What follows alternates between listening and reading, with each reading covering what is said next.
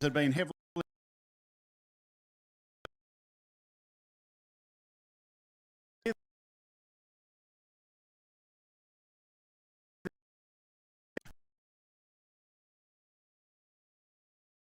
emails out while you were out there. Yeah.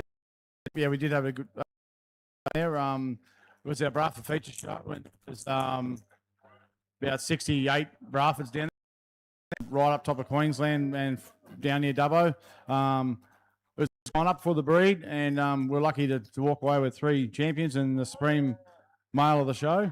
And yeah, like you said, there was a heifer sale on the Friday night. There's only 9 heifers in it, but yeah, the 9 heifers averaged $10,000, and there was a real spectacle for the breed. And yeah, we were lucky to get the top price, 15. So we're good. So, what a lot of people wouldn't know is in the last 12 months, or maybe just a little bit longer than that, you've been actually involved in the Bradford breed, more particularly the Little Valley Braffords.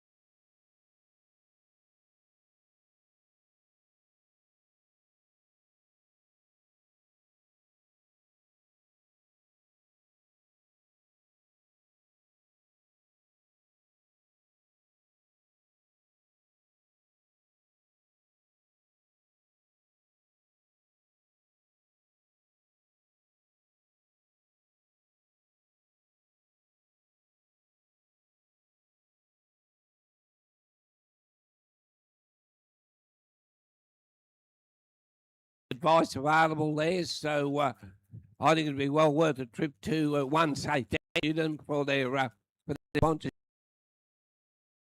discount to measure over your financial well-being.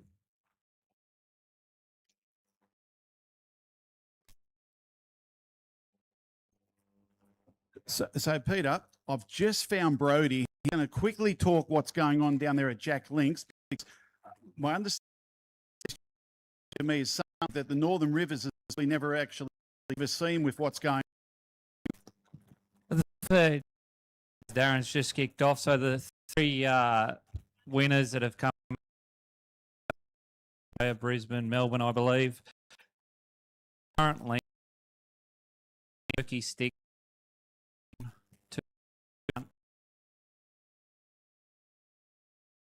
the first phase, and it sort of ramps up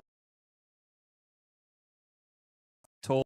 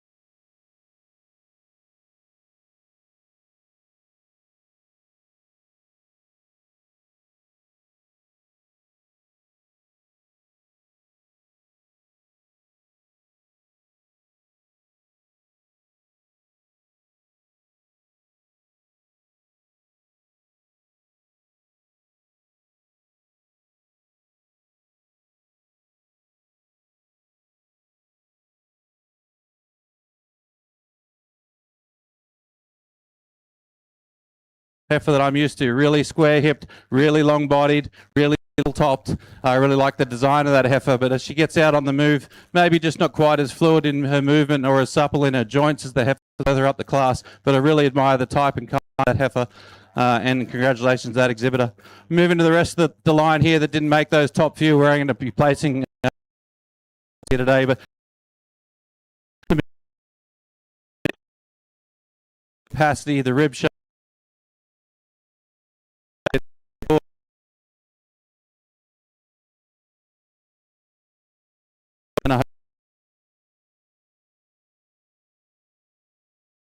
Well, certainly, I guess we have words that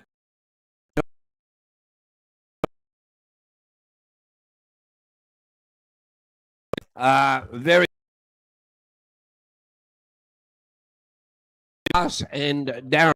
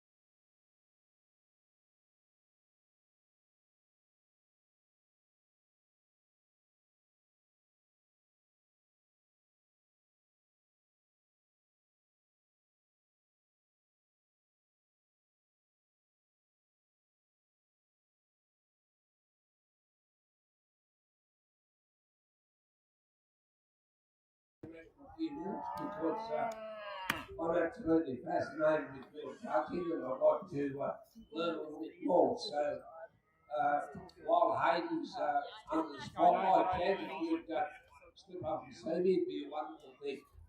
Darren, who else did you find in this growing crowd? Well, we were looking for some, Peter, and I got some very interesting characters, but as soon as I started to turn up, some people disappeared. So I think we'll track some down soon, Peter, but also great thank you to Riverina as well there. As you can see that the young bloke there taking a few photos, and they're one of the sponsors there too. And, you know, Kingsbury, they put all the out there, and you can see all the different sponsors there. And, you know, obviously, with the program we've got, we can only mention as many as we know that are here, but there would be a lot of sponsors that aren't on our list that have done things at the beginning of the week or might be doing it even tomorrow. I'm not 100% sure. But just remember also the wood chops behind us here. They go till 4 p.m. this afternoon. We've got the Mechanical Bull down there at the Bindaree Beef Food Group area there. We've got the Jacks Creek stand. We've got a number of businesses here with food and everything like that. But I do have, this is the first time that we've gone live, Australia-wide. We have Stock Live here, Peter. Now, this is a platform, and I've got Tom here. Tom is taking up the reins for the Northern Rivers, I think, in relation to the Stock Live. And we were live Wednesday night. And look, the Stock Live's a thing that anyone can jump on, but I'll get Tom just to explain, but it's gone live right across Australia. And I'm not real sure, Tom, can it be on international as well? Yeah, so anyone can watch anywhere in the world today, watch a live stream of the cattle judging, same as the steer judging on Wednesday. So at any time on this platform, we have anywhere from 60 to 150 people that can log on and click off. So obviously, is there any real peak times, like hour-wise, when you have situations and functions like this? Depending on the events, the steer judging was really high the other day, consistently right through. So it just depends on the event. So obviously you've done this, and Stock Live Australia have come on board as first year, and it's great to see. And it seems from what I can understand is that you'll be back next year. Hopefully. Hopefully. No. But anyway, if you are interested in what happens here, just come up here and have a chat to Tom. Stoplight is another marketing tool that's used in the livestock industry, similar to Auctions Plus and a couple other platforms. So it gives you the opportunity and be able to watch what's going on in the cattle markets, and as well as events like this. Peter, over to you. Well, thank you, Darren. So I can tell you that Hayden has come up with a first, second, third, the highly commended. So first went to number 27, which is Busy Brahmins with Busy F. Winks. Second was Kilmartin Pines from the Kilmartin Pines Willow and I. Third was number 32, Foxdale Hill Stud. And the highly commended was 36, Sixpence Park Cemeteries with Sixpence Park W. Curl. So Hayden, tough job again.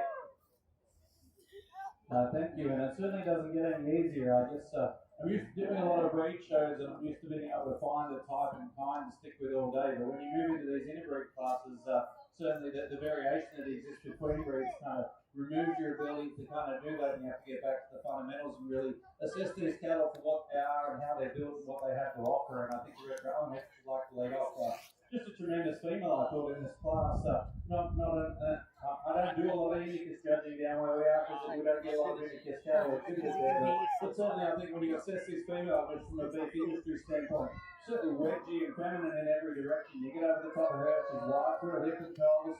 She narrows down in a beautiful centre of fine shoulders. She's certainly got that head elevation, the extension, and elegance we like to see in a female. Yet she's soft, she's deep flanked, she's easy fleshing, and certainly showing all those attributes of that environmental adaptability that breed for. And a very sound female, I think, rose to the top of this class very well. Congratulations.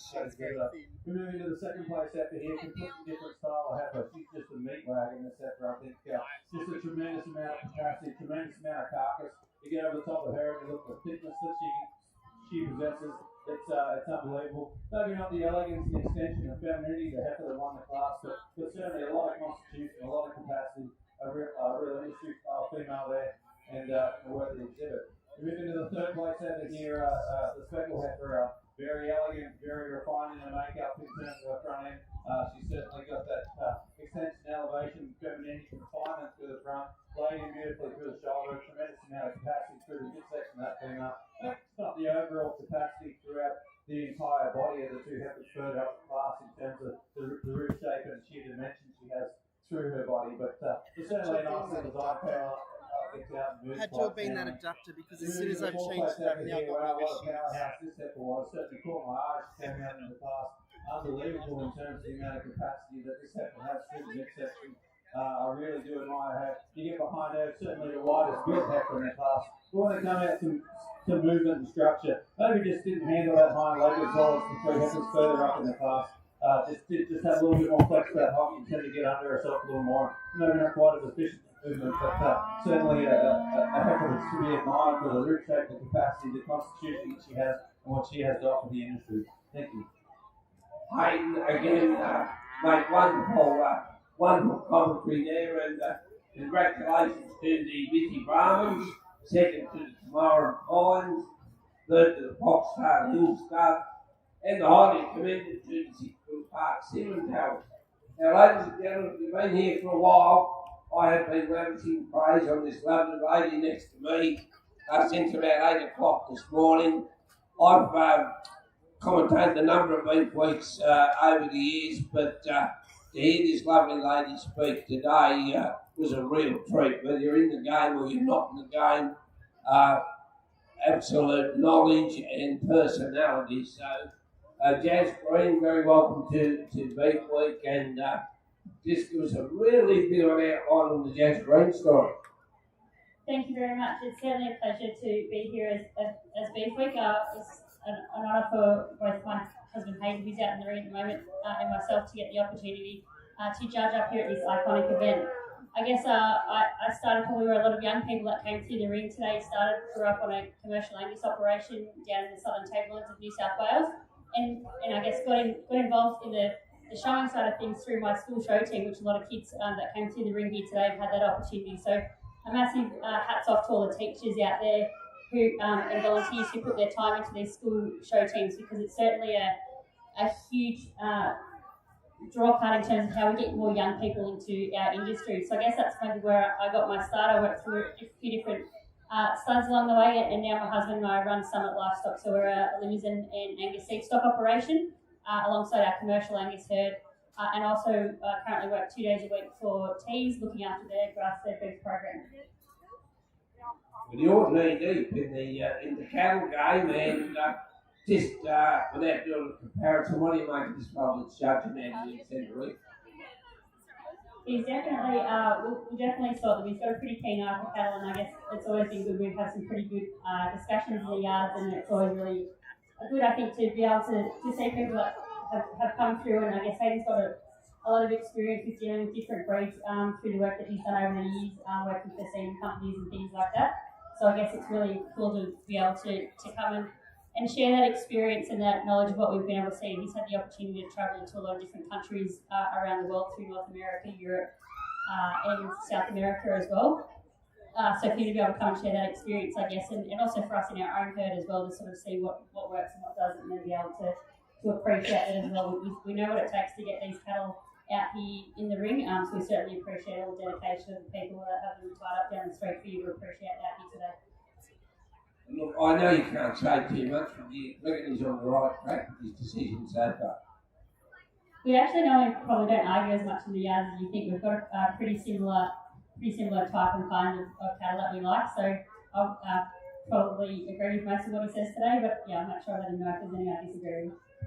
Well, that was my next question. You took the words out of my mouth, so as long as there's not a lot of active warfare over the judging, that'll be good. But just one last question. I found your commentary fascinating, the way that you apply different terms to different cattle, and certainly the terminology that you're looking for, which I think is really helps young paraders. So where did you get your command of the English language?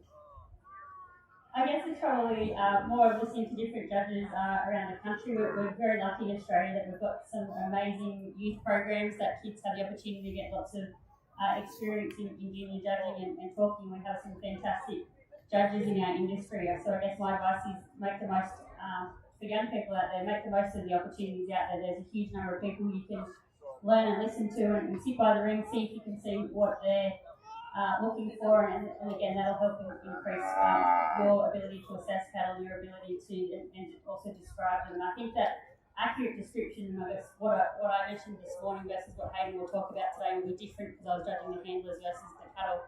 But I think it's really important, hopefully, for those young people to understand what I was looking for and why they stood where they did in the class. Unfortunately, we have the time constraints mean we can't go through it, and I can't give everyone feedback, but hopefully you can see at the top end of those class the skills that I was looking for with those young people. And it's those little things, once you get into those bigger shows like the Ekka or like Sydney Royal, that are really going to make a difference on how that animal will stand in that class and your ability as a handler. So encourage all the young people out here to come and ask some questions afterwards if you like. Happy to provide some feedback, and that's how you learn. There's a wonderful number of people in this industry out there to mentor you. So make the most of those opportunities and learn what you can. Ladies and gentlemen, and certainly young paraders and handlers, that's an invitation I've never heard from a judge. Come and ask questions. So I think that's just part and parcel of the wonderful judges we get here. And Jazz, you and Hayden are right up there amongst them, and certainly knowledgeable. Just very briefly, without me kicking you under the table, what do you think about what? Beef Week is such a unique and fantastic event, and certainly we're a credit to everyone who's involved behind the scenes in making this all happen. And also the exhibitors out here too. It certainly wouldn't be the spectacle it is without having everyone sort of make the effort to be able to turn up early this morning, unload the pub there with these cattle and bring them forward. But even all the people behind the scenes in terms of this wasn't here last night, to be able to have this arena set up the way it is, and to be able to display these cattle right here in the very middle of town. So it's such a unique event, and it's great to see over so many days, so many different aspects of the industry. For the Casino Food Company to open their doors yesterday and have people go through the plant and the students participating in the meat judging competition, that's again a real credit to everyone involved, because you don't always get those opportunities to be able to, I guess, see all that stuff firsthand and really appreciate what goes on in our supply chain. So I think it's a fantastic couple of days, and yeah, certainly a unique event to experience being part of, and yeah, certainly one that I'll encourage a lot of other people to make sure they come in and visit. Well, thank you again, Jess. Ladies and gentlemen, I thoroughly enjoyed that. Certainly gone to the top shelf for judges again this year, and I really thank you for your positive comments, and certainly been encouragement for all the guys that put the blood, sweat, and teeth into people. So thank you, Jazz, and ladies and gentlemen, you look at the judge, it's as good as they get. So thank you. Yeah, sure. How you going over there, Peter? I have never seen it right. I'm sitting here with one of Australia's greatest trade judges, and I'm having a heck of a good time. All right. Well, I've just come across Mr. John Seckham from the Casino Food Co-op, so we're just going to have a little bit of a conversation here at the moment. John, it was great to see, and I just spoke about it there earlier, that you had your a meeting, and there was like a shareholders meeting or something in relation to what you've done 12 months ago or 15 months ago. How was your turnout there, mate? Yeah, we didn't get a big roll-up, but we were the representatives of our major shareholders were there. I think people are coming to realise that we're not a collective membership anymore, and they are actual owners of the company, and that was a big breakthrough yesterday. Yeah. So it was great there to see the major shareholders there, and I'm not going to name them because there's a number of people that are in various stages. What's the minimum lot of shareholders number-wise? Minimum number of shares, I guess, is 200 or 500 shares. But not in that order. But what we did get is a very strong endorsement from all our shareholders. They really want the company to move and be profitable, take opportunities where they are, and we got full support, which is very encouraging. Yeah, absolutely, and it's great to see when you come to these events here, and I won't take much longer because they're doing the winners of this class here, but just the way the direction it's gone and what I can see, it's heading in the right direction.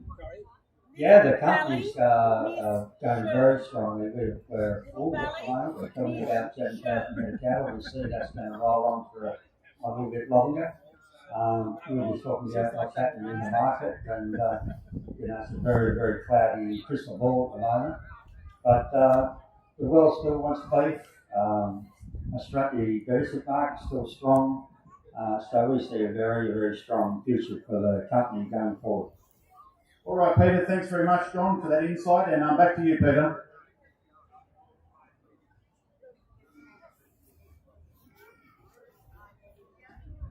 Right, thank you, Darren. I can give you the under 20 heifer result. First went to number 39, which was Busy Brahmins. Second was number 46, which is Knox Farms. And third was number 19, which was Little Valley Miss Shurs. So, Hayden, again, against Tupper, my friend. Tell me how you did this. It certainly does get tougher and tougher, sir. As we get into these older heifers, we get more towards the business end of what we expect these heifers to do, and I start being able to see a little bit more around teat and other quality and some of those reproductive traits. They're starting to come forward and show us what they may do as cows. We want to give a crisp we're moving to the first place heifer this class again, the Red Rowan heifer here again. Just a tremendous heifer on the move, tremendously sound. I really love the fluidity of movement that she has. She's so elegant through that front end, yet she's so big-middled and so easy flushing and so soft. And it's just the overall balance of that female, I think, really got her to the top of this class today over a really powerful flexi heifer here. I think you've got to admire the carcass, the growth for age, the overall weight and sheer power in this female. I think a female, again, on the move, gets out to the mark, maybe gets a little bit more upright in those lower joints, but certainly Heifer, I think, gets out there and moves adequately. Tremendous amount of power. Yeah, just lucky maybe the elegance and the balance of the Heifer further up the class. Moving to the third place Heifer here, and I think you just got to admire the sheer capacity and constitution of this female. Just a tremendous amount of middle, tremendous amount of flushing ability. Maybe right up there on the upper end of where we'd like to see these young heifers in terms of condition, but and maybe that's why she seems to get just a little bolder and a little more open through that front end, and that's probably what got her into third today. But I think a heifer, you just have to admire the overall root shape, capacity, constitution, and beef making ability of that female there. So congratulations to the exhibitor. Thank you.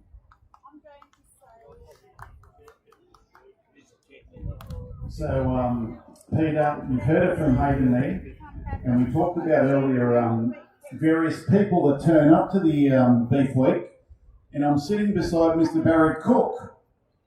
He's actually a cattle and pig producer, and he's been here watching and enjoying it and everything like that. But it's interesting, Barry, because the pig industry in the Northern Rivers has declined a little bit.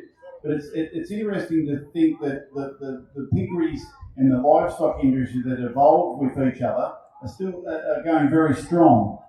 Yeah, well, the pig industry's gone into a different phase now where they're very big piggery. Once upon a time, every little farm had a few pigs.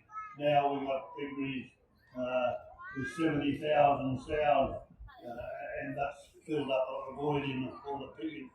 And that's where most of the pigs are coming from. So, and it's great to see that people like yourself, Barry, that are so integrated with pigs and livestock, and you know, and a lot of people forget is the Casino Food Company actually process. I think it's about 4,000 pigs a week at Beyond, something like that. And we've also got Gwen Dockrell here as well. You know, prominent livestock and pig operation. So it's just not all about beef only, Peter. It's also a mixture of different people with different businesses through the food chain. Good on you, Darren. So, ladies and gentlemen, just in the lead up to the champion-led Heifer in the ring at the moment, we have the first, which were out of the three classes, number 11, number 27, and number 39, and so we've got the Dean, and the Bay. So they're on the watch fly of Hayden at the moment. So this will be for the champion heifer. So I understand this will be the first and second out of all the heifer classes. Darren, you're finding certainly a number of interesting people in the crowd there. So, yeah, Peter, I am. I'm just walking around here trying to find someone that people that are a little bit diverse turning up here, and different people that. Sorry. Oh, you're ready. Sorry, Hayden. Over to you, mate. Thanks, mate. Yeah, we come out here into the junior championship, and I think could I get a round of applause for these three individual class winners? I think a wonderful set of heifers, and again, I think showing the variation that exists in our beef industry and how everybody has a place and a purpose, and the truly good ones in every breed are truly good and can certainly contribute to our industry in a lot of ways. I think three tremendous females here. I hope you can see in them, even though there's some breed variation, that I'm looking for those feminine fronted females, wet shaped females with capacity, with constitution, the ability to live through harsh conditions, and females that certainly have the fleshing ability and the constitution to perform year on year in our extensive Australian beef industry and the environments that we have to work with. I think a tremendous set of individuals here. I think there's one individual in these three females for me that just puts it all together just a little bit more completely. A female, I think, sits feminine through the front end, very, very wet shaped. When you get behind her, she's big through her hips, she's narrow through the top of her shoulder, yet she's wide chest floor. She has some constitution, she has some heart room, and I think a female that certainly has the flushing ability and the type and kind that I'm looking for. And for me today, our junior champion is going to go to our baby heifer. Congratulations.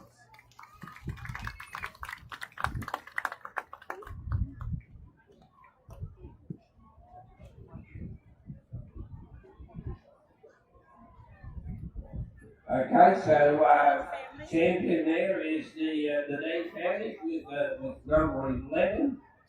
And I'll get some details of that lady hecker there. As Hayden said, she is a baby. She is Kamara Pines Winnie. So everybody that's interested, she's a traditional Simmental flattery and a great win there to the Dean family. Now we do have a reserve in this as well, Hayden. So Again, our next step of the came just fits the type and kind of the female that I've been looking for all day. I think another tremendous individual. I've commented at length on these females already, and I'm going to award our reserve junior champion female to this Red Rock heifer. Congratulations.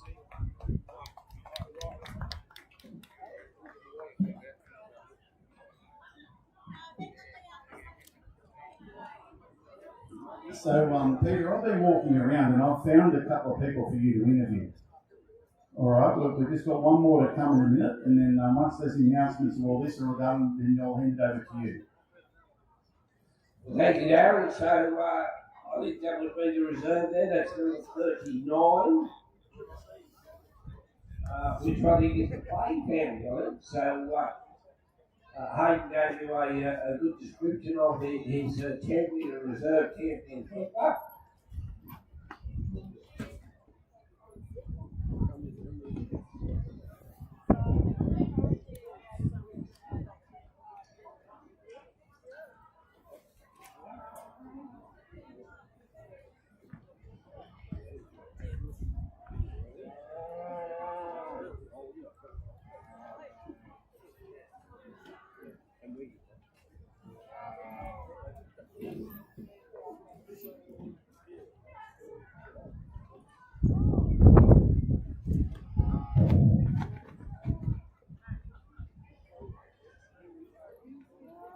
Now, Darren, one of the absolutely more attractive people who've given the opportunity to interview here today is the lovely Alicia. Now, Alicia, my understanding is that you're a graduate working on Bindaroo, and probably best for us to stand over the interview to see Alicia's story.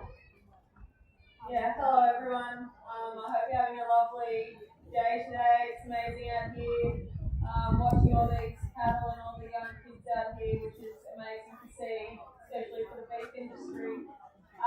So yeah, my story I guess is I did 6 years up in the territory, chasing cattle, loved the beef industry.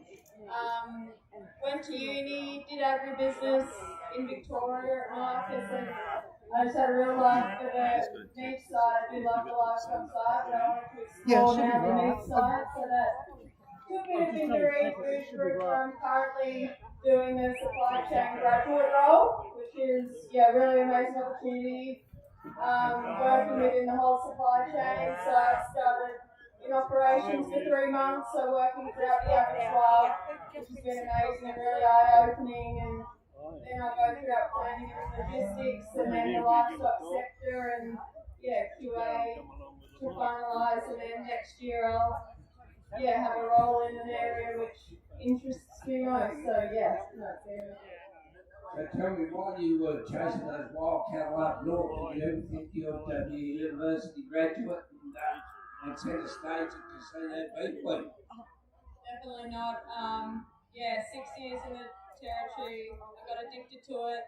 Definitely thought I didn't need uni, could get by without it, but it has brought me many more amazing opportunities and really opened my eyes coming back. But I'd never been to casino before, and it's really, really amazing. Definitely, I'd heard of it, but never been here before, and it's really lovely to see such a great community. And passion for the beef industry is fabulous.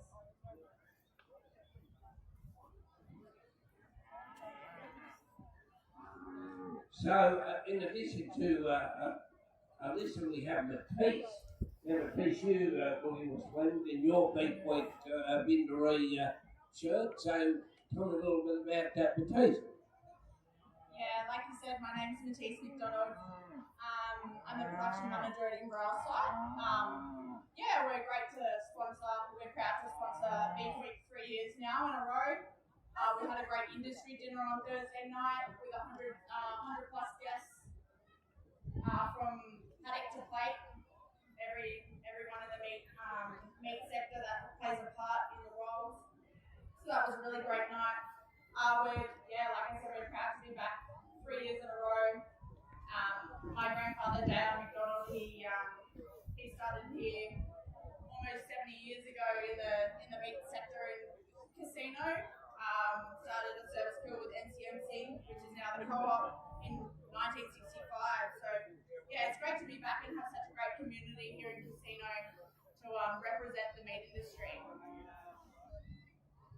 Well, when you said the famous words McDonald, I immediately established a connection with JR, and we've talked about various legends in the beef industry, and he's certainly one of them. So at the moment, I think we're at the under 12 Bulls. So with 3 generations of experience under your belt, what do you make of what's in the ring? Oh, look, I'm more of a on a hook kind of girl, but anyway, we'll give it a go.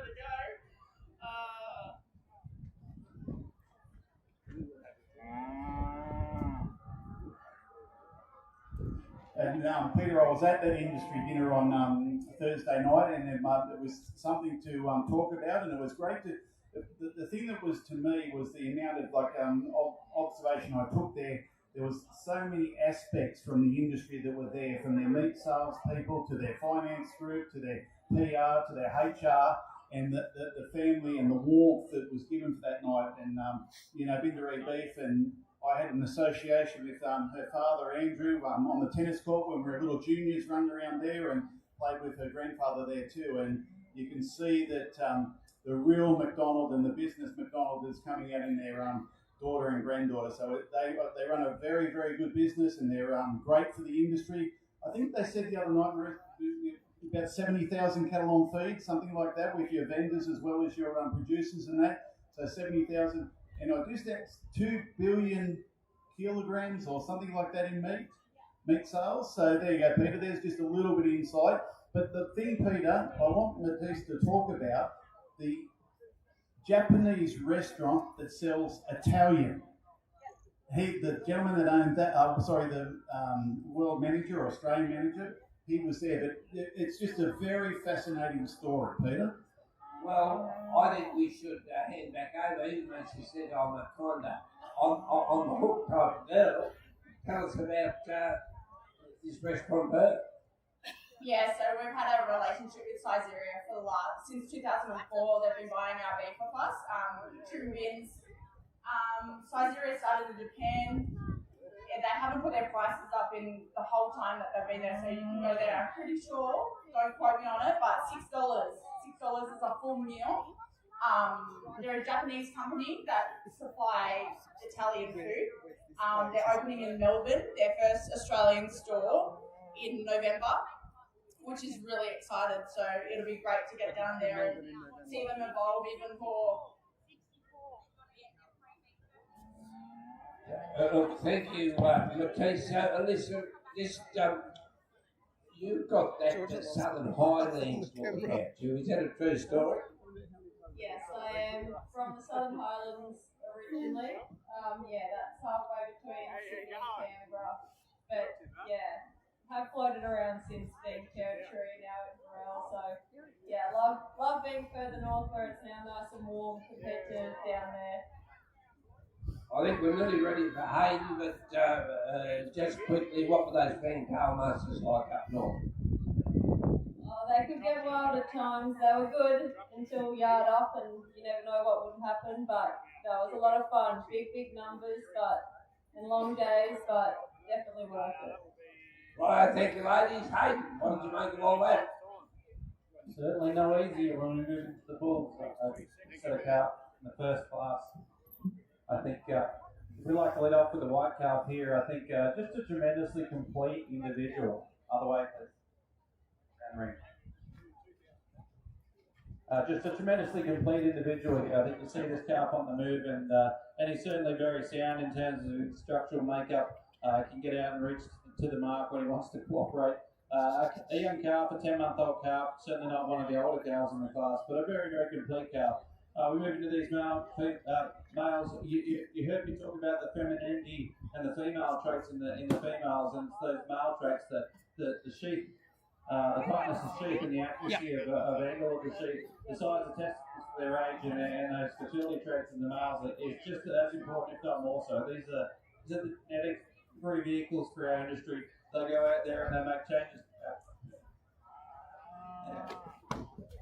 Changes to our cow herd and our check every day, and certainly a really complete calf there with adequate muscle, adequate softness. We move into the second place calf here, just a powerhouse of a calf. I think you've got to admire the true mass in this individual. I think you get over the top of him and you look at the dimension he has down through his spine, the overall muscle, that spring and that eye muscle there. He's got a tremendous amount of carcass. Certainly, he's got that run shape. And carcass in that calf is truly incredible. He's certainly adequate in terms of sheath, although he has a little more than the first calf. He's certainly adequate in terms of testicle size for his age. Maybe just not quite as accurate in terms of his foot shape as the calf that won the class, and that was probably that put him in second there today. We move into the third place calf here. A tremendous amount of capacity and depth of body to this calf. I think a pretty soft calf, a calf that's got a lot of carcass to him also. Certainly doesn't have quite the angle of shoulder and the head elevation of the calves further up the class. And that's probably what got him there today, just not the ability to sort of reach out off that front end. But a calf, I think you've got to admire for the calf shape and dimension that he has. Certainly, again, adequate in terms of sheath and testicles, and a calf that is going to get out there and do a great job for the industry. We're moving to an extremely long-bodied calf here in fourth. I think a calf that gets out and moves freely enough. Certainly, again, in terms of sheath and testicles, more than adequate. Beautiful length of body in this calf. I really love how long he is from his shoulder to his hip. That midsection is to be admired. It's probably just the depth of body, the depth of the flank, and the fleshing ability of the three calves above him that got them up there today. But a calf I think you've really got to admire for his fertility traits there and his structural soundness. Good on you, Hayden. So just reiterating there, ladies and gentlemen, number 54 was the winner of that class, and great work at Tino High School. Second was 56, which was Dragon Valley Cementals. Third was 119 from Knox Farms, and once again, the highly commended was number 64 from Sixpence Park. So well done there in the under 12 bulls. These would be the under 16 bulls, and I'd say we'd have 8 or 9 in this class, Hayden. So please keep up the good work, mate. Doing a wonderful job. All right, Peter, that was great to have one of the sponsors, and it's good to see all the sponsors turning up here to talk to and everything like that. They've got the mechanical bull down the back there, so if you right beside the wood chop, so if you've got any interest there, they're giving away a few lollies, balloons, and everything else that goes with a part of it. So it was great to see, and you see a number of different people there that enjoy the festivities. Now, I am looking for Mrs. K. Alder-Con. Mrs. K. Alder-Con. I have something of yours up here, but you'll need to identify it.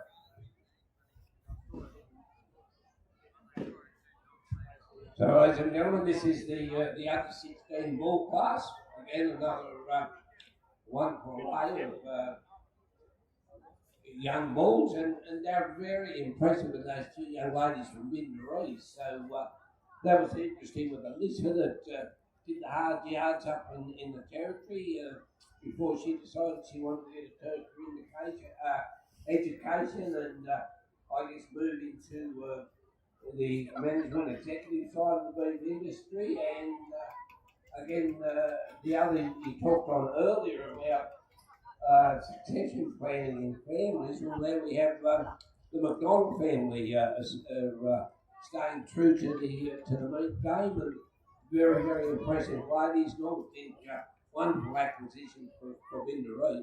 Oh, absolutely. And the interesting thing is that she did mention Marcus Elgin, which is down in Victoria. There, a very well representative organisation that does create a lot of job opportunities and great rural education down there. And there's obviously that young lady who's been there and enjoyed it, and you can tell that she's done that corporate side of it. And that college down there is a great school and a great college and great whatever else they do there. I've never been university in it.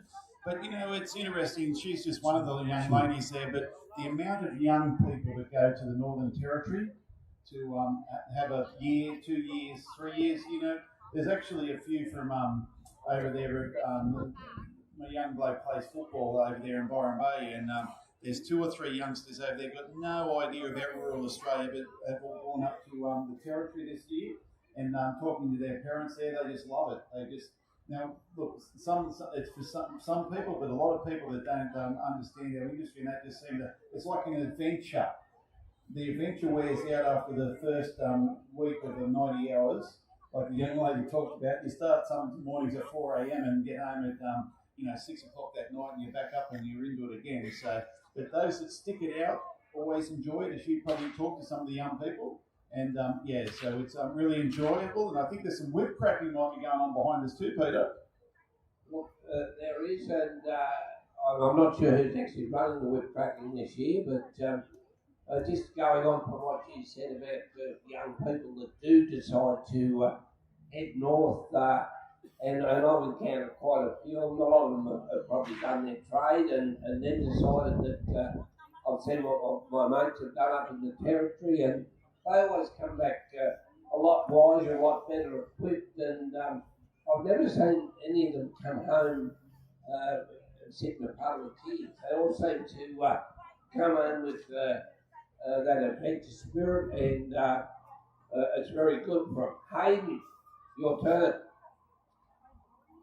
Thank you, sir. And we're moving to the next class of young bulls here, and a tremendous set of individuals here. If the Charolais Cup there, I'd like to lead off. Just a really, really powerful, long, extreme growth for age. I guess he's probably on the upper end where I really like him for frame score, but you got to assess these cattle for what they are, and you see that calf on the move. He certainly gets out. He reaches out to the mark. He's nice and tight in his sheath. He's more than adequate in terms of testicle size for his age. Super long-bodied calf. I really, really admire the length that he has from his hip to his shoulder and from his hip to his pin. He's sort of long in all areas there. And the old adage is that length weighs and weight pays, and I think that's certainly the case with this calf. A very sound calf, very smooth fronted. He's got some head elevation and extension there. Calf, I think you really got to admire for his growth for age and overall balance. You move into the second calf here. Calf I really like in terms of his carcass shape and dimension. I think a calf, he's got plenty of thickness. You get over the top of him and you look at the overall eye muscle area he has to offer, that butt shape that he has to offer. He's certainly got some constitution, he's got some guts, and he's got some softness to go with that. I think it's that balance of muscle and softness. They got him up there into the top line there today. If I could change that calf at all, the reasons in a second, I'd probably just like to tighten him up in that sheep just a little bit to give him just a smidge more testicle size for his age. But a very, very elite individual as well. I think we're moving to the third calf here, a calf that caught my eyes in at the ringer. Really, really like the way this calf gets around. At times it tends to get a little bit upright on that passing, but I think that's more the conditions here today. They've come off some pretty wet country. They're not used to walking sawdust, and you can see him now. He's actually getting along quite a bit better there. But a beautiful soft calf, a calf that's really, really well laid in through that shoulder. He's got that calving ease look to him. He's long from hip to shoulder, but you get over the top of that calf, and the truly impressive thing about him is the amount of ribeye that he's got. He's tremendously thick over through that loin and through that midsection, all those quality cuts, and certainly a high profitability style. Congratulations. Well done, Hayden. So, first was number 69, Glenn Lee Beef. Second was Lindsay New Limos at 71, and third was 65, the Busy Barman. So that was the under 16 bulls. We'll move on to the under 20 bull. You there, Peter? I am indeed. I'm just out in the crowd here, and I'm at the McLean High School show team.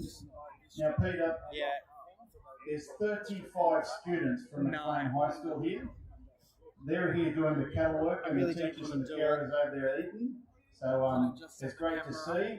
I've got a young lady here that is part of the team that's holding an animal at the moment, and I'm just going to ask her a couple little questions. I won't need my laptop. So we'll just go. Can you just say your name? I've please? just got my laptop because it's easier to So Sophie, my you've come here. overlays. Is this your first beef week? because No. my app How many doesn't years work have you been coming here? I came last year and then this year. So you've come last year and this year. Do you come off a farm? Sort of. Sort of. Right, yeah, no worries. What's your favourite thing about beef week? Getting to see all the really good animals and being able to show off our This cattle. should only go. So do you think your passion as you get older will be continuing doing what you do? Yeah. This should not go. Right, only thanks, go for Sophie. another hour. There you go, Pete. There's another young lady there. One part of the 35 in the show team at McLean High School. Just very passionate about what she does. Well, and they've been great supporters, Darren. They've inevitably had teams up here from McLean, so she sounds like a lady that's fairly well on track. She knows what she's wanting, and another one of those great nurseries down there for the cattle industry. So a little bit smaller class here at the moment for Hayden to have a look at. This is your under 20 bulls, again from a variety of postcodes, but we're starting to get up a little bit into the older type of bull. But again, I just thought when Hayden did that description with the last class, it was again very appropriate to the type of bulls we were looking at, which is a wonderful thing, and I guess it helps everybody on the outside of the ring see what Hayden sees.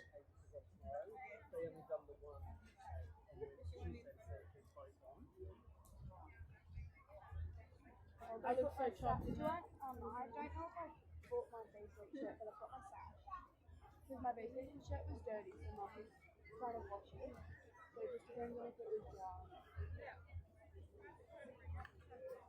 So Peter, I'm still looking for Mrs. K Alder-Corn, C-O-N-N. I'm still looking for her. I've got something that she will be missing. It's great to see. I've just pulled up here. We've got the Riverina team over here just setting up and doing a wonderful thing here with probably going live, gentlemen. And it's great to see us here being one of the sponsors and helping out with Beef Week 2026. I'm just over here, Pete, with them. So to your left, as over here, I'm just waving to you, mate. So I've got them over here. So you make sure you keep plugging them while you're up there on the microphone. Great, gentlemen, to have you here on board for Casino Beef Week. Just tell us a little bit about Riverina. We've been consistent sponsors since the beginning, and being right down the road, it's always such a pleasure to be here every year. Is that? Good to see a different mix of cattle every time. I know the newcomers coming through, so yeah, it's good to see a beautiful As at 8 p.m. tonight. So obviously, stock feeds and everything that you're into is sort of maybe been in high demand. What's this weather event that we've had in the last 7 days going to do to, say, as far as growing wheat and all that in those major growing areas that have received 50 to 100 mils? Oh my god, it goes on forever. I'll tell. As a lot of people out here, I'll send Kaz a message. And, especially for our dairy farmers, it's been really tough in regards to food health and everything like that. But yeah, in regards to grain, I wish one of the team members was here to answer that question. But yeah, it's a tricky one. We're sort of trying to keep our prices down at the moment, just to meet everybody's needs. All right, thanks very much, gentlemen. Thank you very much for your sponsorship. Well done. So, ladies and gentlemen, Darren, you would see, and you did, a lot of miles on the bitumen, but I'm never going past Riverina trucks doing their deliveries and distributions, and they've been great sponsors for a lot of years, the Riverina team, and it's very interesting to ask them about what impact the weather will have on their sort of grain feed business. Oh, absolutely. And it was interesting. And one thing that we do neglect to talk a little bit about, and obviously we're here at Beef Week, Peter, but is the dairy industry in this Northern Rivers area. And, we are starting to see a lot of things change, not only in the dairy industry, but also the livestock industry as far as animal health. But we'll talk about that later. You will announce the winners, and we'll have to talk about that later on. Okay, I great pleasure in announcing the winner of the under 20 bulls. First went to 77, which was Hot Limousines. Second was a Little Valley Rockstar, and third was the Dragon Valley Scimitars. And again, tougher and tougher and tougher, Hayden, but you're the man. It sure is, sir. And we get into some calves here that are really starting to pack on some weight for age and get pretty heavy. And that's when we start to see a few of those structural issues start to creep into some of the calves. Some tremendously good bodied animals that just left the ring there, maybe just, with the wet conditions and everything leading up to this, it's certainly challenging for these high performance, high weight cattle to hold it all together. And certainly you'll see some variation over time as the environmental conditions change with those cattle. I've gone for a calf here in first. I think a tremendously long-bodied bull is certainly adequate in terms of sheath and testicle size there. But it was just the way that he got around the ring and that overall structural correctness that got him up there today. He's got some flex to those joints. He reaches out and he hits the mark with his back foot where his front foot leads. Certainly a balanced calf, a really sound calf, a long calf, and a calf I think that's got to be admired for his completeness, and that's what got him up there in the class today. Moving to the Bradford bull here, I think tremendous calf that really caught my eye as the end of the ring. Love the body type and the style of this calf. Extremely easy fleshing. Love the environmental adaptability that he shows.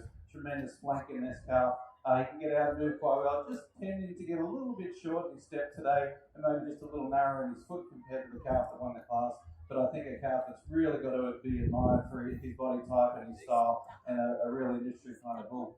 We're moving to the third bull there, a big powerful bull, a lot of weight for age, certainly adequate in terms of sheath and testicles there. But again, just on the move, it tends to get a little shorter in that stride and a little more upright in that pattern than the cows further up the class. And it's probably what got him there today. But tremendously powerful individual, a lot of growth, a lot of weight, a lot of bone in that calf, and a lot to be admired. Congratulations.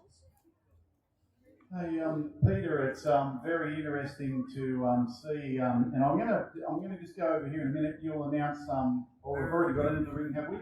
So this is for the next class.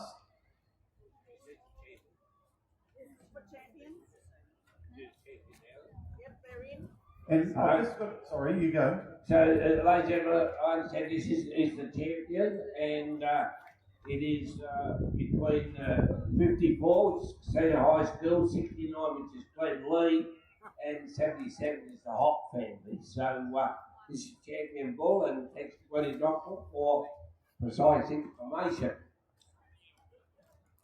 So, Darren, you were about to say something startling there. Yeah, I'm just down here with the Cabarita Cowboy. This young bloke has been coming for a long time, and he just loves coming to Beef Week. He's also a cattle producer, and I just want to ask him because he's very, and I don't mean this, and he knows we talk about. He's in a wheelchair, all right, and he loves coming to Beef Week. So, and we always have a nice little lemon squash afterwards. Depends on what time of the night, how heavy the lemon squash is. So, but anyway, I'm going to just hand him over a sec. What do you enjoy about Beef Week?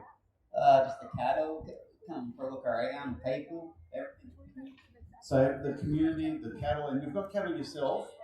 Yep, yeah, we've got a few Angus up there, and yeah, just love the farming and cattle and all that kind of stuff. So it's good to come down here and see everything too. So how long have you been coming to Beef Week? Probably 10 years on and off. Yeah, it's been good. So what's the latest you've stayed? Well, it's about a few late nights here. Well, there you have it, Pete. Doesn't matter whether you're what age you are or whatever like that, and what you might be, but this Cabarita Cowboy does get around. He comes to the sale yards out there and is well helped by all parties there to be able to get up there and enjoy the cattle sales. So once again, he's been coming here for a long time, and thank you. Well, good on you, Darren, and I'm quite pleased to hear that Cabarita Cowboy will have a milky bar with you after the festivities are over, so that's wonderful. Ladies and gentlemen, my absolute pleasure once again, Mr. Rob Mustoe, Richmond Valley, they've been our fantastic sponsors, and they're a very, very integral part of Beef Week. So, Rob, I'm just going to do a double park here for 10 seconds while Hayden tells me an amazing story. Thank you, sir. And yeah, can I get you all to put your hands together for the Junior Championship lineup here today? A tremendous set of calves here, and I think a set of calves you can all admire for the things I've been talking about. They've got length of body, they've got carcass, they're reproductively sound, they're tight sheep, they're decent testicle for their age, and certainly exhibiting a lot of growth potential, a lot of muscle, a lot of carcass, and a lot of stretch and length of body. I think there's one calf out here that probably does it a little more completely for me in terms of the testicle size for his age, the neatness of sheep, the growth for age, the length of body, and the accuracy of movement. And for me, our junior champion today is going to go to our intermediate class calf.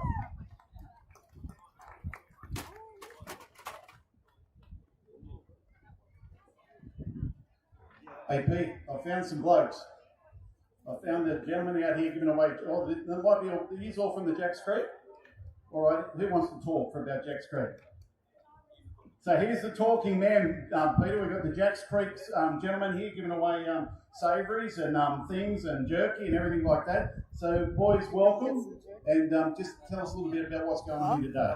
So we've got in about an hour's time, we've got a chance for a young lad who just won part of the competition. Second part of the competition is a chance to win $1 million in the tower, which is just behind the community centre here. So we're hoping everyone will come over and wish him luck. And yeah. And there's heaps of giveaways I hear, and I think the next is at 1 o'clock, 12, starting from 12. So there you have the Jacks links, and from what I understand, you've given away a lot of beef jerky over the last few days. Still got a lot more to go. Do you like beef jerky, Pete?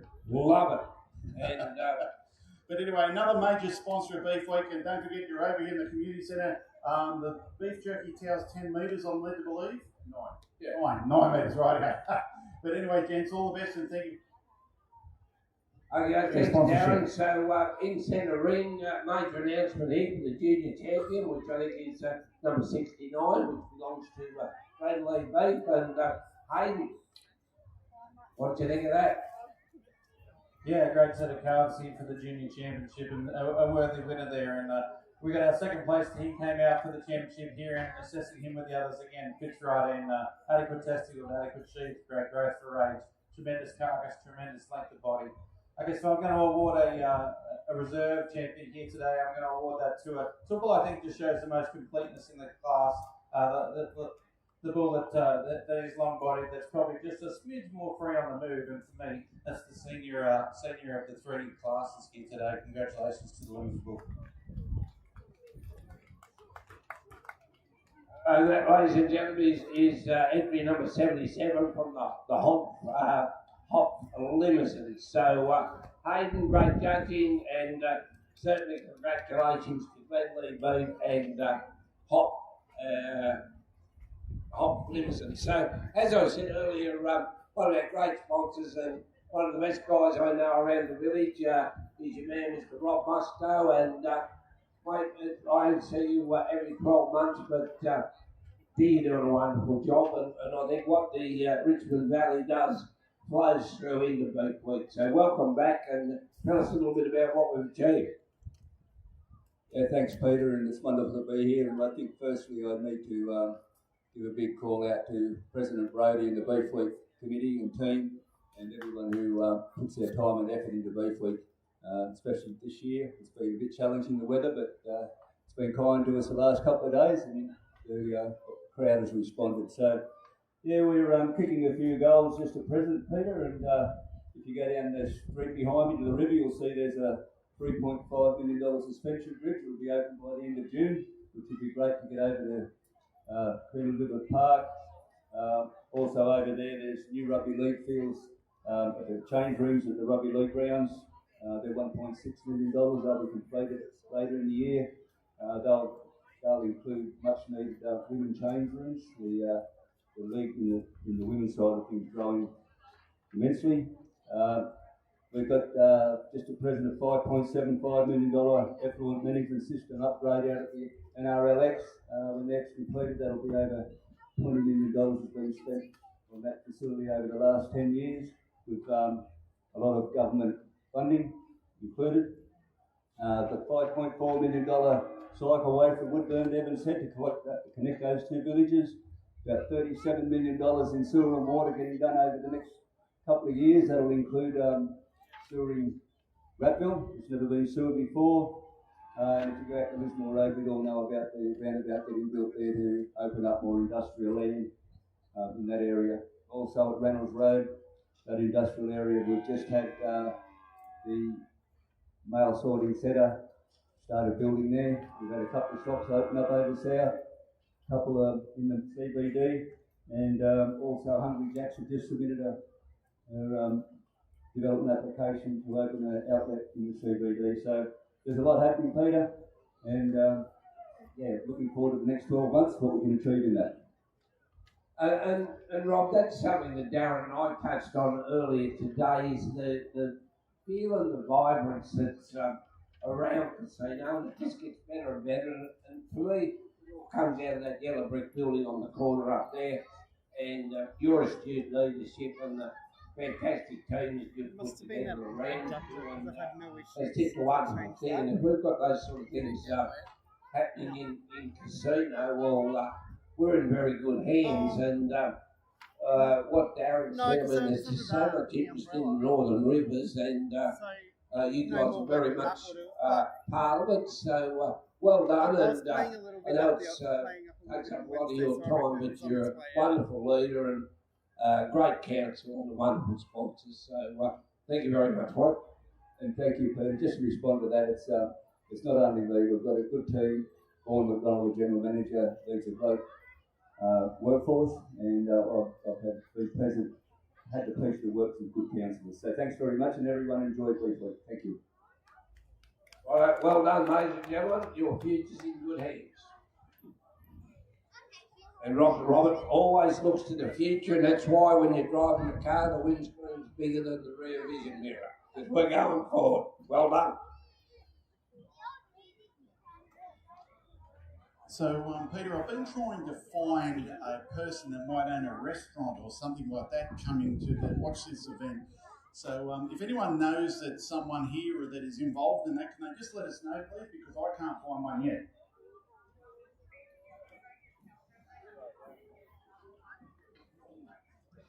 Now, and I was thinking it would be an opportunity if I could meet the Beef Week Queen. I would love to meet the Beef Week Queen. And if she was about. Well, here she is, Peter, and guess what? I got you something, mate. Oh, thank goodness for that. Ladies and gentlemen, this is the Jack Links beef jerky. Mate, they're putting on us. If anyone wants to see something spectacular, go over there and have a look. The next one's at 12 o'clock. They told me just a minute ago that the $1 million is up for grabs. There's one young gentleman that's in the contention for it, and that there's got plenty of things there. Mr. Beast was the only thing I couldn't find out too much about. 492 million followers. But yeah, they're a heap of giveaways. I don't know what it would have cost them, but they've already sent us up a couple of boxes of stuff. So well done, boys. And don't forget to go over there and have a look at the 9-metre tower as well. We've got the stand behind us. We've got the Bindaree thing there. We've got the wood chops. We've got them all in front as well. So Brody's looking a bit peckish over there, but mate, we've got the box.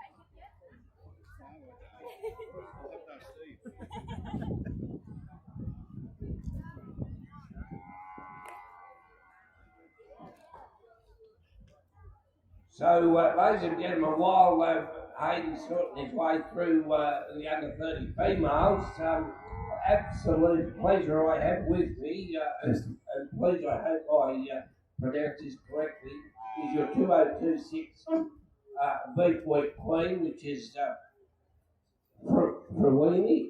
Yes. Okay, so welcome to Beef Week. Now, I had wonderful reports. I live up on the Tablelands, and when you were announced as the Beef Week Queen, the absolute raps that people put on you, I was that excited to come down and interview you, so they said it was a pretty tough field, and here you are, the 2026 Beef Week Queen. So tell me the Brawini story and what you've achieved so far.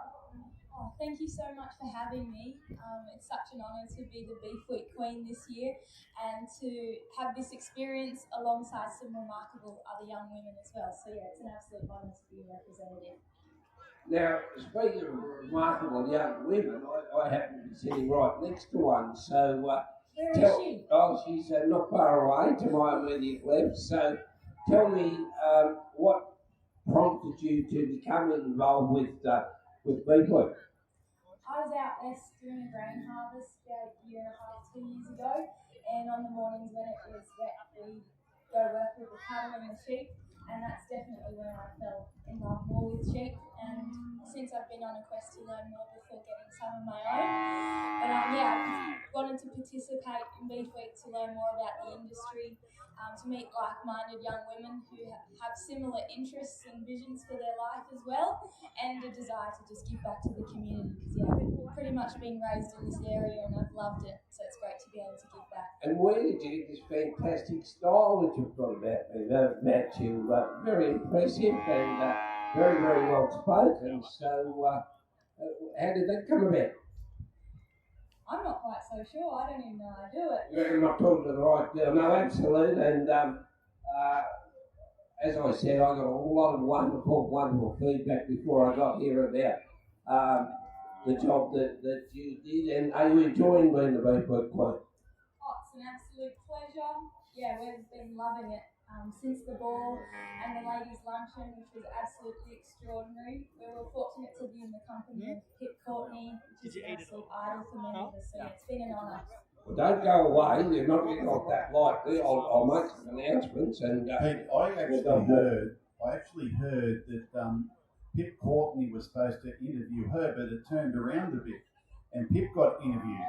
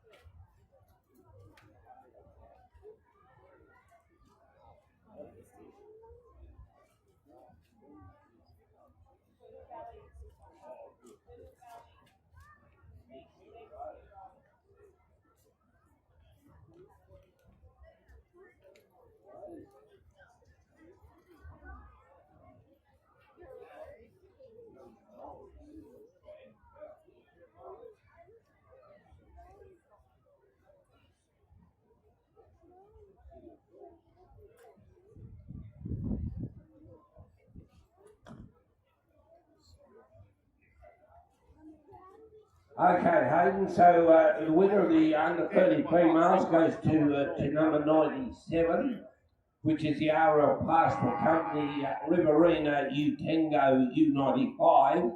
Second was number 20, which is Little Valley Banksia Rose. And third was Dragon Valley Simultols with Dragon Valley Velvet. Hayden, please explain.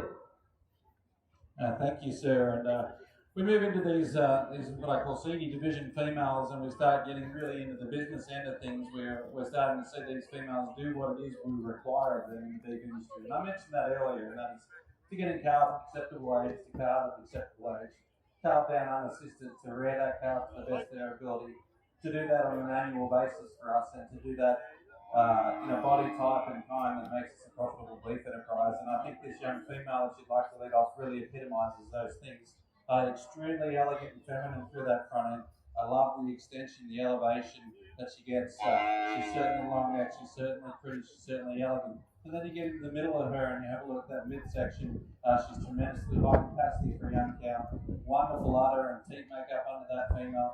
Extremely fluid on the on the move, and just a very, very balanced female, very soft female, very smoothly put together. Tremendous calf there. She's calved a 2-year-old. She's doing all the right things. She's doing that in the package. I think is really, really eye-appealing. Congratulations to that exhibitor.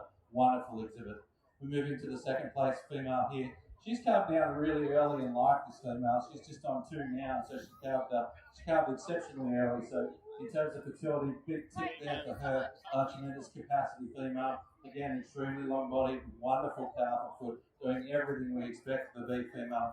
If I had to split her between the female that won the class himself, it's probably just on udder quality and refinement through the front end in terms of femininity, but wonderful female, tremendous capacity, tremendous carcass, obviously tremendous fertility, and her calf raising ability is there for you all to see. So congratulations to that exhibitor. I go on for a third with a big high capacity heifer here in third. I just love the overall body and dimension of this female. She's heavily pregnant now, or a long ways into her productive life. She's certainly showing the makings of a beautiful udder underneath her. She's that heavy pregnancy and maybe carrying a little extra tradition. Maybe not quite as fluid in terms of movement as the 2 females up the class, and certainly not at the same stage of her reproductive cycle to show me all of the things that she can do. But a wonderful exhibit, an exhibit I like a lot. We've got a lot of wonderful exhibits still out here in the ring. Please, anybody who's interested in these cattle, I'm only offering my opinion here today, but I'd really implore you all to go and talk to these exhibitors. If you're in the industry and you're looking for genetics, go and talk to these guys and see what they can do for you. Thank you.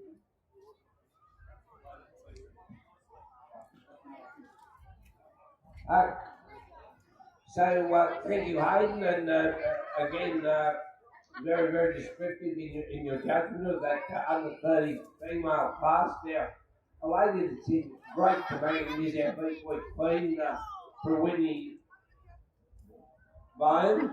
Now, they tell me there were 3 criteria to be Beefweek Queen. You had to like honey, you had to like coffee, and you had to be passionate about biosecurity. So did you tick all 3 boxes? That's some pretty bizarre criteria, but yeah, apparently I do. So you're a beekeeper? I am by trade, yes. Right, well that's beekeeper by trade, that's not too bad. Tell me about your favourite blend of coffee.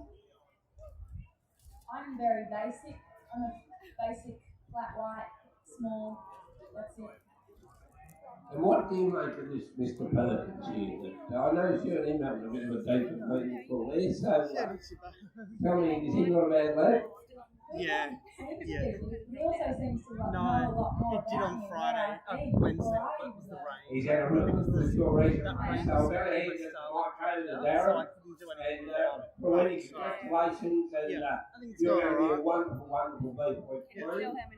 And well done. And Katie I've had Hepburn, 81, you're there's about, 13 on there at the moment. You were the runner-up. Yeah. I'd love to have a few words with Kate Hepburn. It went really You well. know how Thomas was talking about the original Mr. Zhang, we've actually found his son. Yeah. So Thomas is going to interview and talk about a couple even of the things. So steer you option. go to Thomas to just say and have a conversation. Thomas. Thanks, Darren. Thanks, Peter. Ladies and gentlemen, earlier in the morning I did Last pay minute, like, recognition to I've the got to late change how I'm going Mike to do this Jan, because I couldn't put these who cameras, like, I was had to cover those the cameras, late Leon Jan's son. So I ended up doing But it Michael was web the cam, gentleman which is that fine, but then I Jerry set it up Kelly right is the how I town want, mayor like at I the couldn't time, get it because I invited had to just Michael up to last Casino, minute back take home it to in the Casino, fence, so I couldn't to set come it up with some ideas to promote the because I was town. like, And it's hence $40. Beef Week It was dies. born It's because fine. It's Michael not a stressed that we were to build the promotion on the industry of the town. So, And that was how come we became Casino yeah. Beef Week. But no, it's And gone it's pretty. with great honour and This pride is now easy. that I introduce literally just Michael press Zan buttons. Jr., who's come up to It's not like experience a Beef Week. sale where you Hasn't go, been up for a you few know, years, what but is- it's you know, great you to got have a you lot back. happening. Thank you. No, it's great to If be you don't here, change and, the Dad'd be really proud to I've see just said it everyone out in before, the but got sunshine. something to eat. Well, it just he certainly you know, kept a lot of interest in it. and if He the class changed, like, also just jump on became my a phone very, and change it. very great help to Dave Raven, yeah. the saddler, Or I just and bring one took of them. his product I tell me around go, Australia. I need to helped go to to the promote toilet. it. Can you just Michael, jump on I for a noticed minute? the first time and- you went out And when they change Well, class, what's your just impression? change it. I will be coming on Thursday as well. First But usually, like, you've got time if you hit out. next and then disappear, you've on got, Thursday, you but, know, 10 I just like the fact that Yeah. around it. You know, But yeah, it's gone pretty well. Yeah, I just probably should have been a bit earlier organised with the tour list, between us. He understood But the importance turning of to like a week promoting the community and the cattle and I'm business in the like, region. and then now we've actually, and then once we actually got back to him, he's been really quick to get back to us. Was that initial like, so we lost Thanks very much, Mike. we lost like nearly I'm sure 2 your weeks dad would be very lead proud up as where he we stood both there could have to see been this like, anyway, continuation they're apparently of really, Beef Week, and we apparently are they're all really very happy. proud So, because it's a community effort.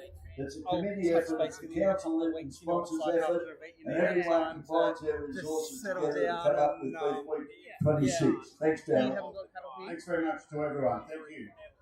Hey Pete, we've got a cowgirl dancing program or something going on. I thought it was I coming think to in you. the I itinerary. thought it was I've coming to just you. spotted some young ladies, and I'm not real sure. We'll just find out. We're just over here. It's the Cowgirls Australia fucking interviewed Company. me before. So I've just I found was these like, young great, ladies over though, here. Hi, how are you? And then as soon as you Good. go Now, into it's the in the meeting, my program. sound I've got all stopped these. working on the You stream, guys and I'm aren't like, involved. You aren't involved.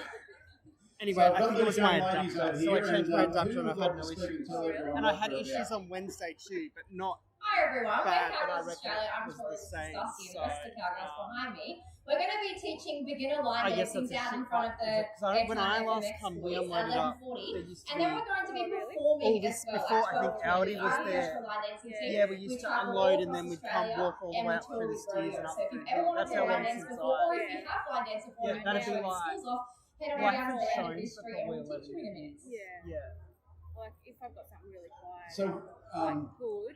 obviously we're seeing evolution of line dancing, and it's come out and I like like now that everything the else, people can't walk Byron along Bay the said are in the I cowboy used era. to hate So, that. Like I used to yeah, just yeah, bring. so I the think I in and out of brought Byron Bay on two Instagram trailer and everything else, their just social drop media off or a followers. So horse is it like, really you know, the cowboy era do it starting that to way. happen for Yeah, like with line dancing and like that? that's how I think I've done the last couple Yeah, of years. line dancing has definitely become I used to extremely hate popular, when and it's people walk like along and pat country, them I on the guess, it's face trending. and Country's cool again. doing all that shit. But the good thing about line dancing is that so it you doesn't unload have to down just behind be the to taxi. country music. Oh, so Like when there's they a do the genre steers, for yeah, everybody. right. That's why it's so popular as well. It can be to any kind of music. Oh, So we're going to be doing a bit of line dancing to all kinds of music. That's not too mostly bad, but it's country. just be the loading, the we'll see literal, down in the attendance. loading.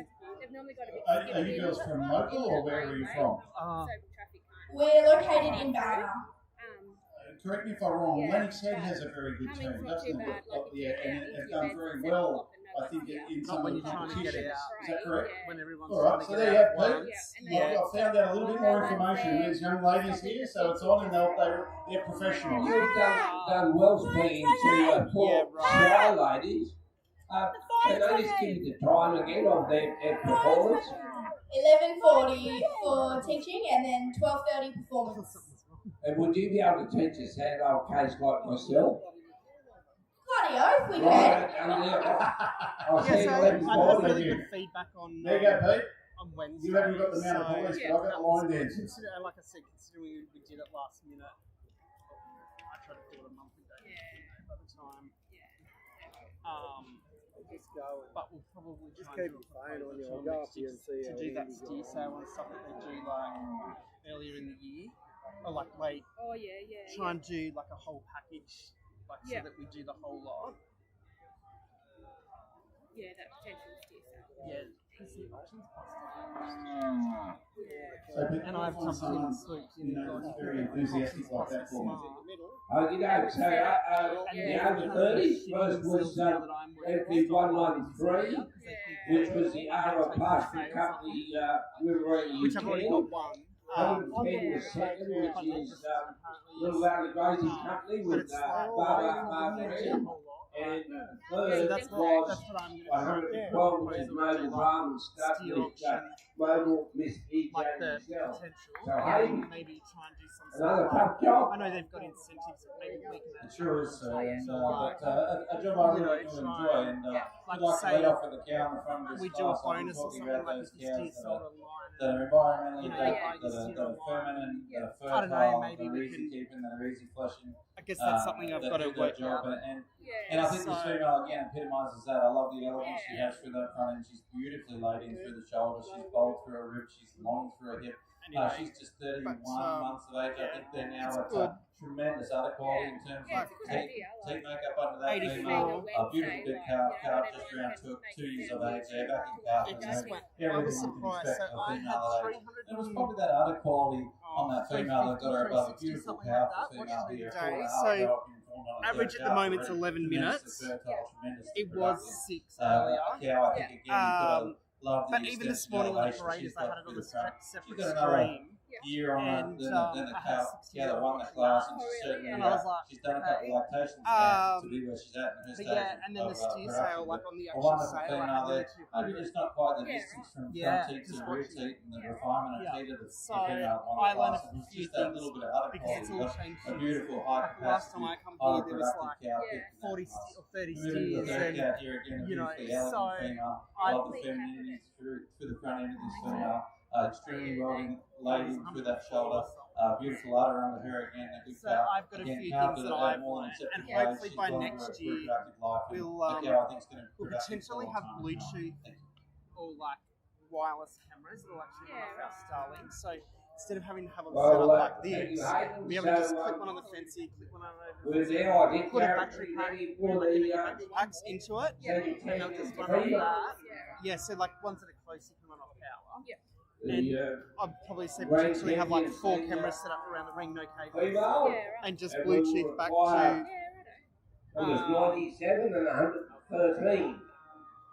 The 2 first place getters and the 2 second place getters were Yeah, 20. so that would be that's something that So we're Peter, Brody still hasn't come up with the breakfast yeah, statistics. so. He's got them. We But need to know, yeah, Brody, so this has gone well. how That's much good chocolate promotion milk, for us. Like, how many it's been good sausages, for me because no one knew that I was because doing it. we want to know if you know, it keeps so, getting broken each year, the record. Yeah. Yeah, get your face out and seen and Yeah, I mean, I've been doing it 5 months. Yeah. I mean, I've been to lots of things, but like, I think I've got more out of this week than I did out of like the 2 days I went to Primex. Like, And I'm suggesting that he's had done a major success. I think the numbers are up. I think so. Yeah. Janita rang me the other day. She's very, So very Brody, keen. if I give you the microphone, can you tell us someone, now? I think Bruce, over the line. I've got a meeting. Yes, so it's going to the meeting on Monday. Yeah.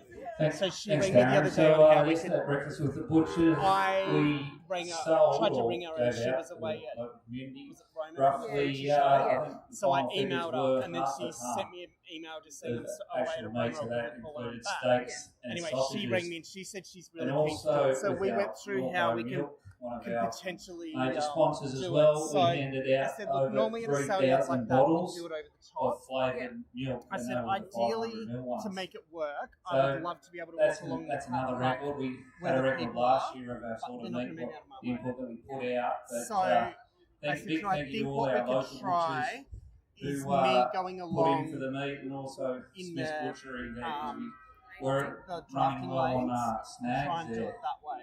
yesterday Because no one will be morning, around, but like, they if it falls over in the supplied corner, us I can with find enough a to get light. through, so a big thank you to Yeah. them. I said to her, Still ideally, get a lot of people in the laneway. you do ya?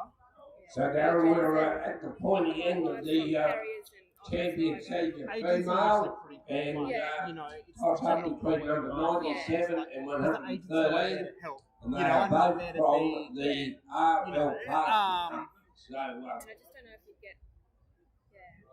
I said to Janita, in an ideal So world, Peter, there I are also was ideas. doing all right going around there interviewing a few people, but And she said, well, you know what, that's they not- started I to know what disappear a that's bit when the like. microphone But started coming I towards did say them, to her, so like, you just I had may to come back need up to here say for to half them an hour just to that'll be fine, but I've got a And call like I out said to to Janita, if the you're week selling the books, you Queen know, runner up, the lovely you want to mark them talented as special Kate care. Hepburn. So you That's what, like, make the If you're effort to not go tied on up, video. Kate, could you come and tell me a little bit about your success? Going on 100 to 1 that Kate Hepburn. Actually, we could interview her in the ring. Sort of said, well, you know, do we try and market the book? Do we put an ad in the Come on, Kate, over magazine? here. Or, you know, whatever. We're having a meeting and from meeting, and I said, but at the end of the day, you've got rocks in your head if you think the agents are going to sell you. So if Mohammed won't come to the mountain will come to Mohammed. We'll interview you with Ring. Kate Hepburn, I reckon that you were a toss-up between Prawini, Bond, and yourself, the Beefwheat Queen. You're the runner-up. Tell us a bit about yourself. So yeah, everyone, my name's Kate Hepburn. I just said to Janina, like, in an ideal world, you actually said, you know what that's like. And I'm like, 100%, you'd be struggling with that with your job sale. Breeders, and we started, breeding cows and walking. What's up with, it's going to do something for us, something a bit different. So why not anyway, step we're apart? going to They stand out, and their carcass qualities are quite amazing, and they've done really well for us, and we're just going to keep building on that. Well, contrary to popular belief, you are not shy. You did have one public speaking, and you love the spotlight. So, hey, you close. Okay, don't go away because we'll get some prize winners here, and we have more deep and meaningful to ask you. Thank you, sir. And can I get a round of applause for these two wonderfully productive young cows for senior champion? That's it. Outstanding exhibits in the ring to me here today. I think two wonderful cows. Although they came out of two different classes, both pretty much at the same reproductive stage of life.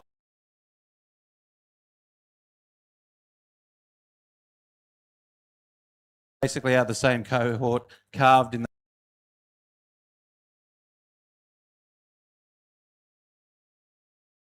displays front end and maybe a little higher.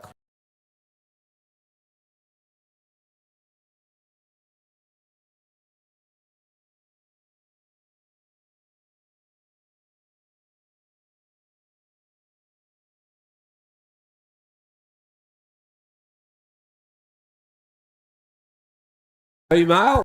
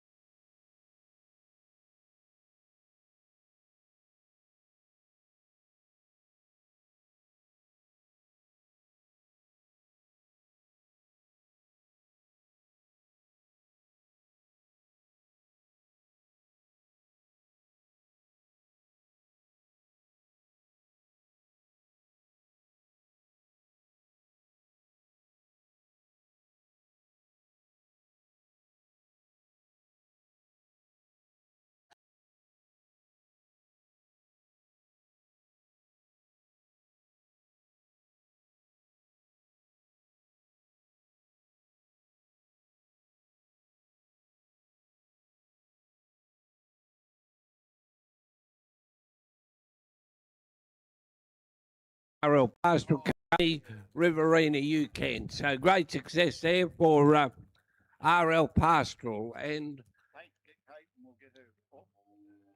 where is he?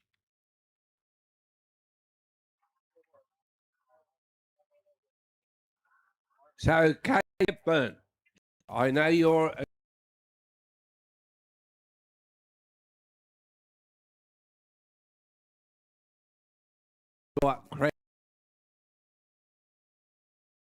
Yeah, so me and Frawini have had a very busy schedule, as long as the other entrants as well. Into Bogan Bingo. Now that was a hit. That was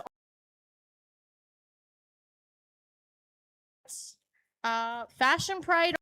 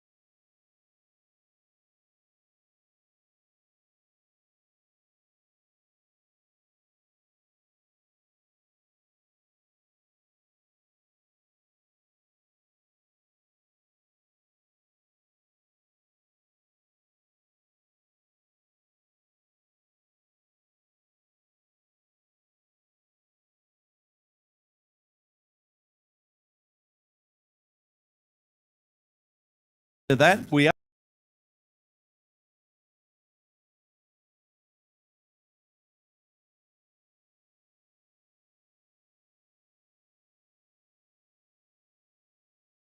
there, and it's interesting that those ladies' home base is Ballina. So in all the years I've been about, I've never associated Ballina with line dancing and cowboy culture, but certainly.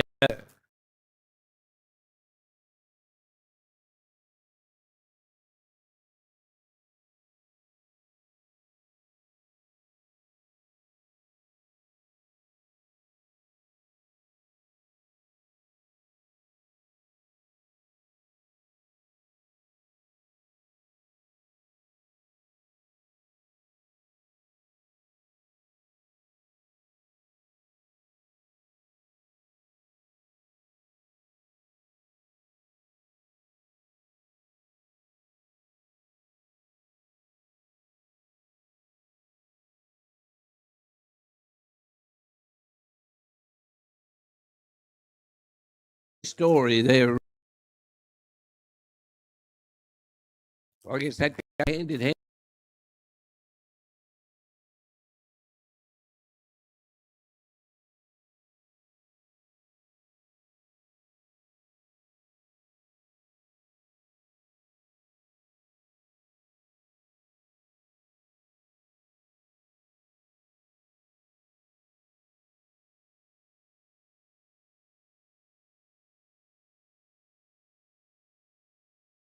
you can then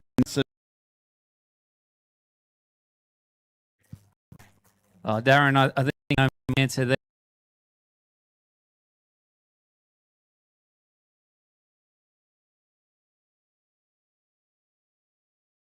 We want to evolve our event, and I think you'll see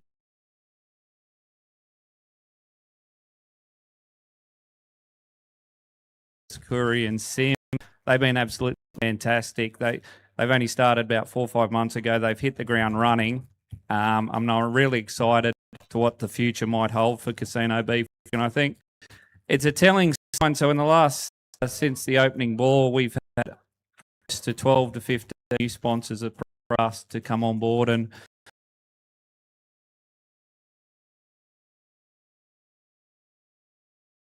seeing what we can do in the future.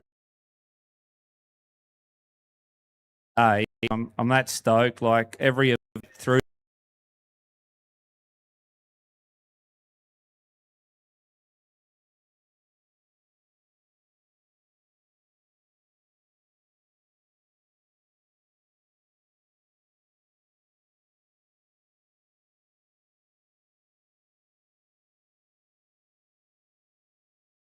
Aspect to be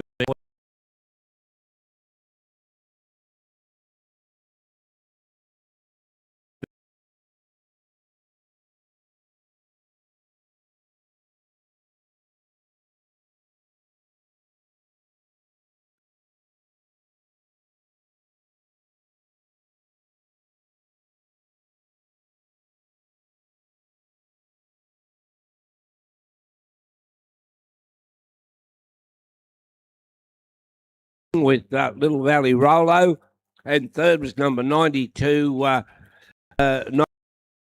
97. Hey, you did a wonderful job.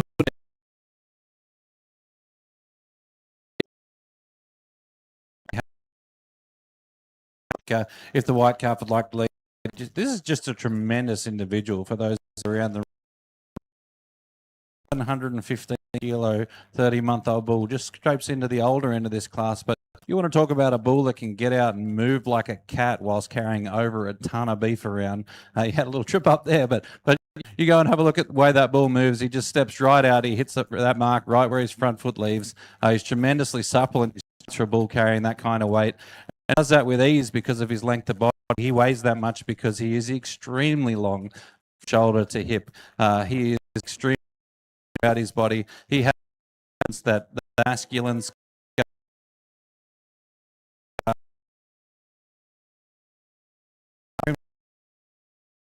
amount of muscle. He's very adequate in terms of his shape test to relations to that really tremendously soft flesh. Bull, I would say, is high constant, has a tremendous amount of carcass and a lot to in terms of his structure, in terms of the way that he moves, just overpowered by a tremendous individual on the top of that class, but in his own right, an exceptional individual and a very, very tough. Aaron, as those European amount on top in that bull, sheer ribeye area that he's got up, thick bull. It's bull up there today. Maybe not quite the class for the carcass that he possesses and what he has to offer the industry. So congratulations.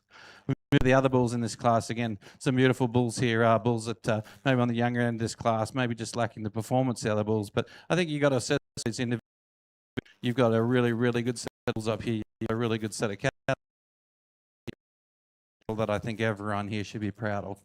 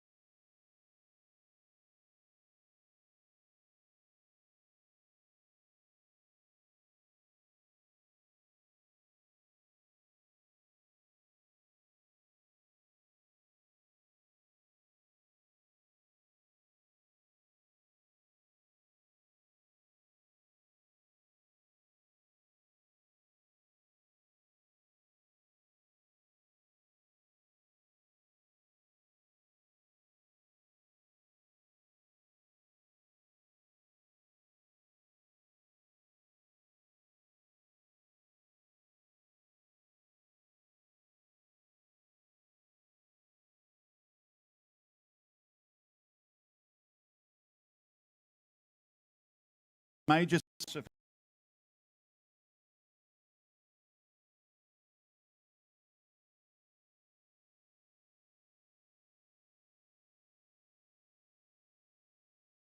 Australia.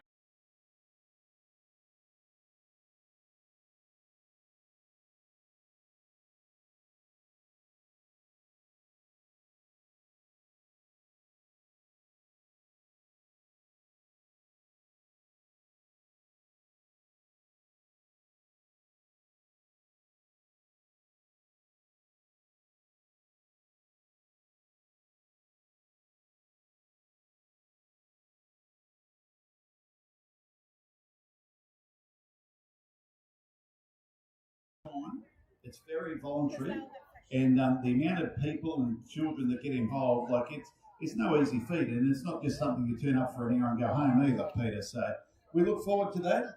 Like usual, it'll be in an order that we're not used to, and Well, we've got to straight down. We've heard that before, Brady. But anyway, they assure me that what our notes are will be what the Grand Parade is, Peter. We shall see. But anyway, I've got a lot of faith in Brady, and we have got off the bitumen once or twice in the call, but the job's right this year, ladies and gentlemen. So as they come, that's how we'll be called. So you see here at the moment, we've probably got a bull there here.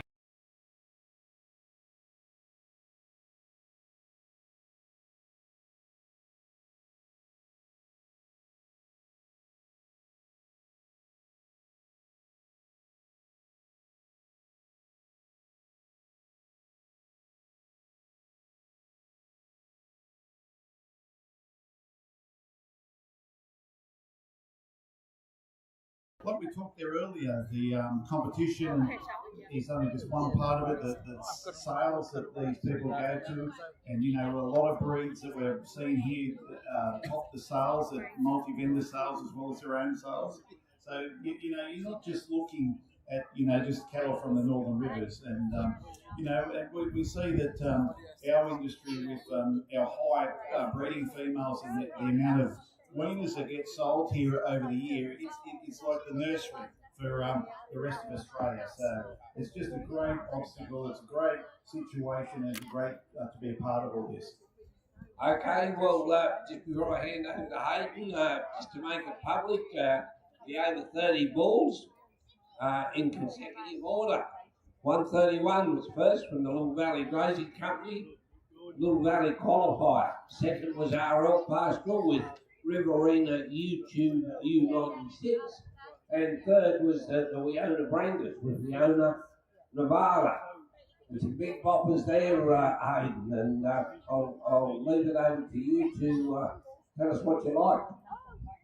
Thank you, sir. And yeah, Big Boppers is right. There's a lot of beef standing in the ring right now, and a lot of side power, a tremendous class of bulls if the Bramford look like to lead off there.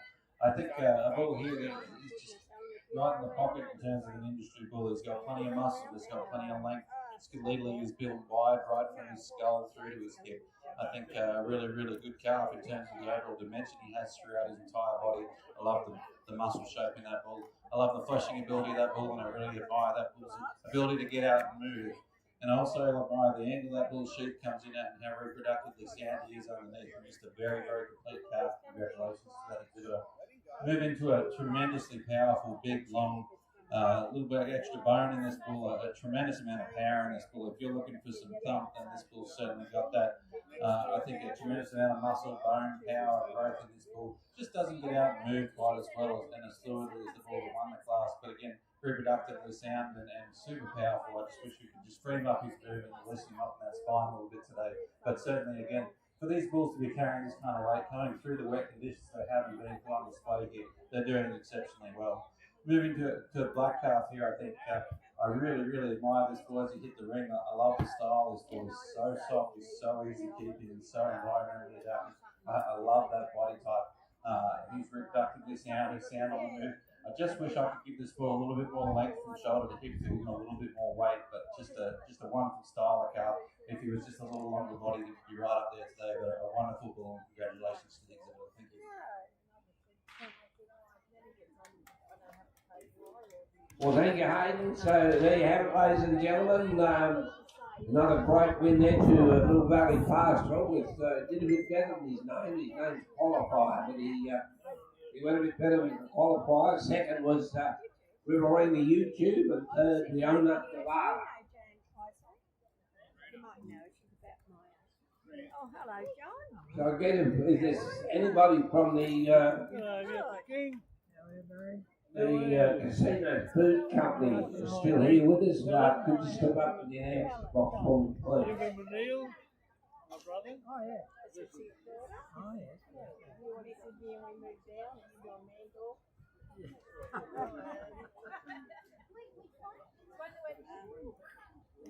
I can move down. Yeah. You might have agent people down. Yeah, my back aches too. I won't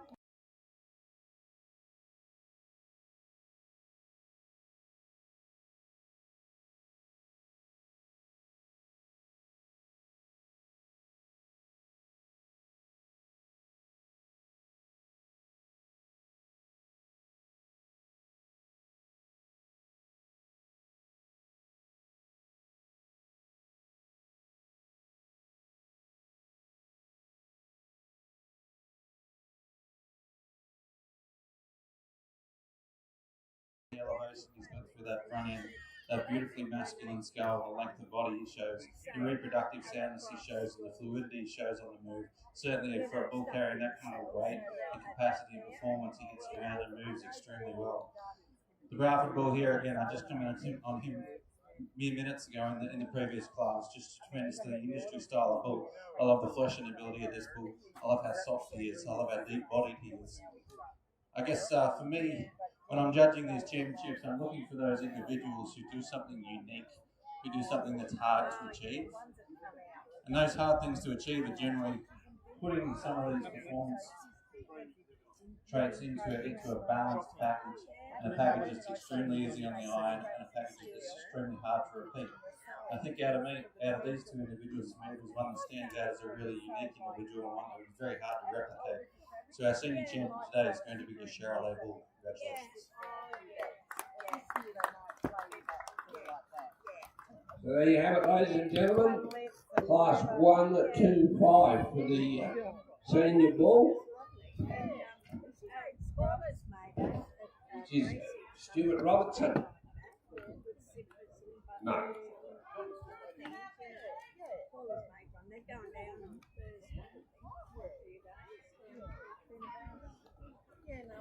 So this is the senior bull, this one, and reserve champion.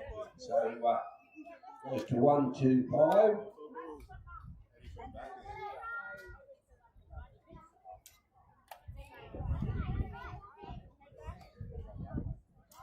The two Bradford bulls out here for a reserve, I think two extremely good individuals, two extremely similar individuals in terms of the type and makeup of their carcass composition, their structure and the way that they're put together. For me, one just displays a little bit extra length of body and just maybe a little bit more versatility. So I'm going to go for the winner of the senior bull class for my reserve. Congratulations.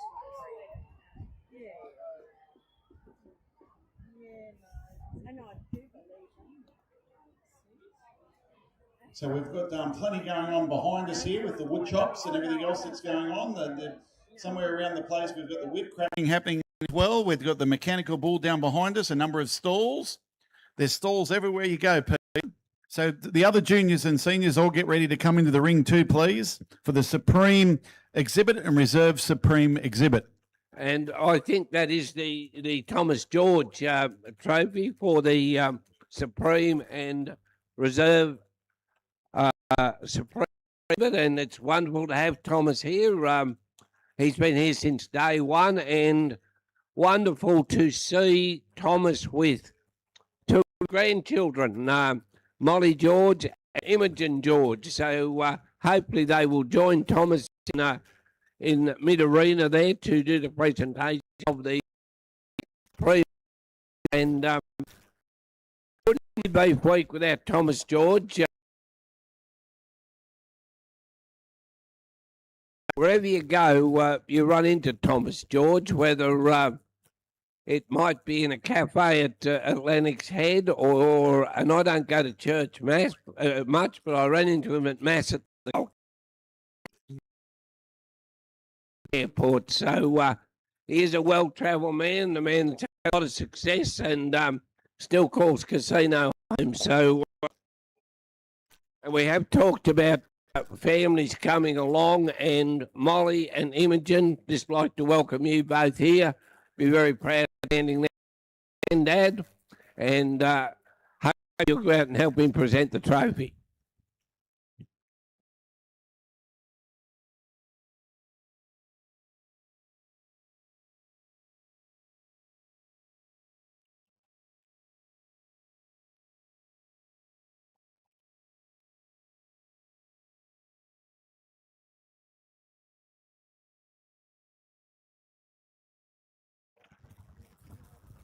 All right, we've got a couple other things to do in a minute too, Peter. We have the Combined Show's Points Steer and Heifer announcement, and who also the Combined Show Point Stud, another competition that's held leading up to Beef Week. And Darren, without going on about it, gee, this has got a good feel about this year. I mean, every year's a good year at Beef Week, but Brody's team have done a heck of a job here, and they pull the whole show together, and the quality's here, and I think the crowd about on par, but wonderful sponsors and certainly as good a array. I've had the pleasure of sitting up here and looking at. They've secured fantastic judges. Feel about it, and they don't get a lot of thanks for putting it together, but they are a wonderful executive. And if you see Brady Leach and his team, make it a bit personal. Say thank you for what you. Just one thing I want to correct you on. When you said the crowd's on par, from what we can gather, it's up a fair bit. Like we only sit in one area about how all the meters. So we've actually, I think, from what I can understand, the crowd is a lot bigger than what has been in previous years. So a little bit deceptive, but I reckon that would be a true story.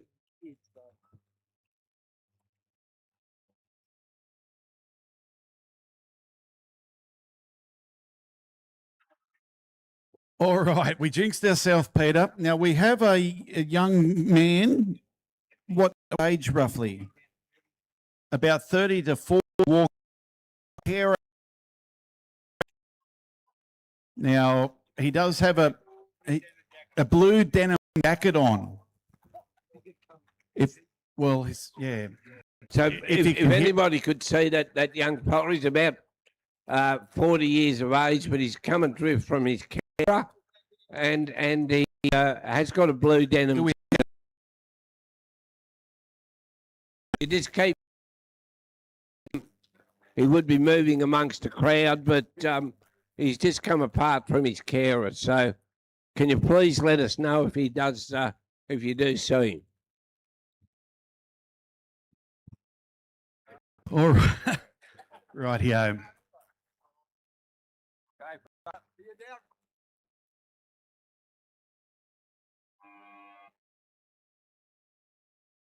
Hey, ladies and gentlemen, we move back here into the beef ring, and I'm going to reiterate some of these comments towards the end of the day because we're by far nowhere near the end of judging. We have a lot of great group classes and some tremendous cattle to come, some wonderful classes to watch, but this is the pinnacle of the day in terms of the Supreme Beef Exhibit. We're at the Crown Supreme Beef Exhibit of Casino Beef Week, which I think is whoever wins that. So I just want to draw attention to that here today. I'd also like to take the opportunity, the committee and everybody involved, the volunteers, the exhibitors, everybody involved here in Casino Beef Week. It's just a sensational event for these exhibitors and each other and your community for putting this on. Truly has been an honour to go through these individual cattle to display and see what this area in the Northern Rivers has to offer in terms of the quality of cattle. I think these cattle can hold their own anywhere in the country, if not anywhere in the world, out of their respective. They are to everybody. I won't go and describe everyone done that in their individual championships, but I think a tremendous set of cattle as a group, I think, display all the things that I'm looking for in cattle. In the females, we've got that unity, we've got that constitution, the fleshing ability, the reproductive soundness, the outer quality, and the productivity. In the bulls, we've got the masculinity, that thickness, the thickness right from their skull through to their tail, the tremendous amount of performance in those bulls, tremendous amount of profitability, I guess, in those bulls in terms of what they bring to the industry. Like I just said earlier, I'm always looking for a unique individual, an individual that puts a few things together that are really hard to replicate. And as breeders, that's what we're always trying to do. We're trying to strike that balance between all of the traits that we have to select for, to put an individual together that does that is fault-free and brings as much to the industry as possible. And I think we've got some individuals out here that are awful hard to split because they all have that uniqueness to me. They all have a lot to offer. I guess in selecting my Supreme Beef exhibit here today, again, there's one animal at the judging today that stood out to me as just being unique, extremely sound, extremely stout, just an industry style animal, and I'd like to crown your Supreme Beef exhibit this year to the Charolais.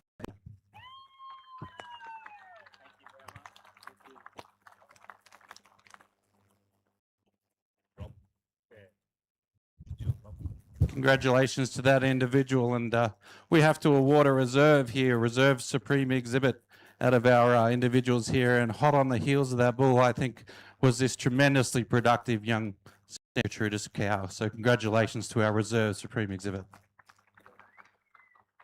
All right. So if you, Peter's here and he just announced this. This is for the Thomas George Trophy.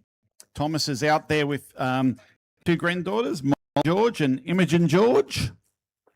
So we have as well there, we have Grant Shedden and Brody. Don't forget to get in the photo, Hayden. So that was the Charolais bull, which is exhibited here, Pete. I'll hand over to you.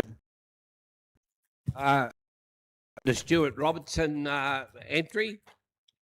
And again, I just really want to compliment Hayden on the tough job that we assigned him, but that is a magnificent animal.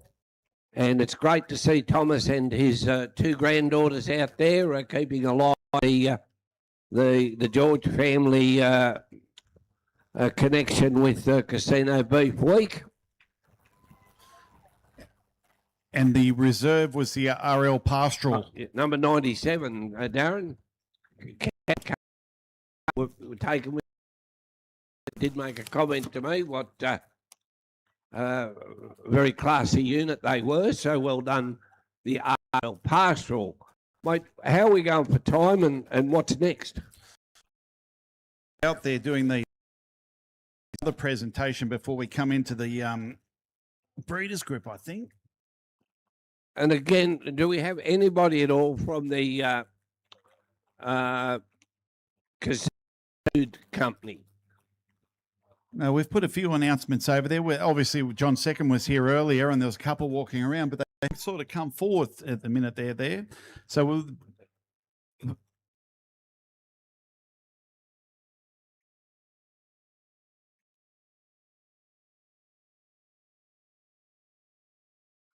So once we get these photos, ladies and gentlemen, but also Grant, you've got another presentation to do. Or Tony Dean or whoever is involved to this point score and show stud and everything else like that happens. Well, Leonard's here. Leonard's here. So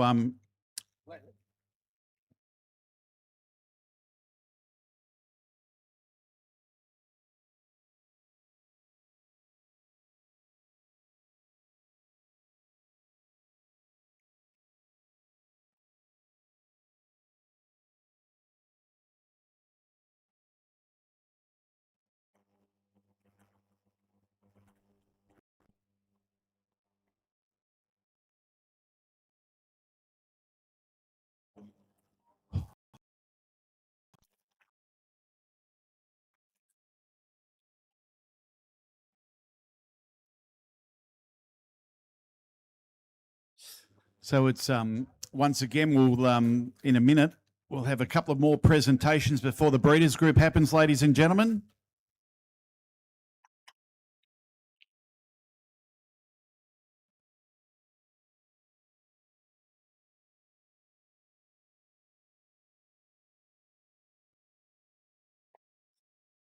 Right here, beautiful, well done.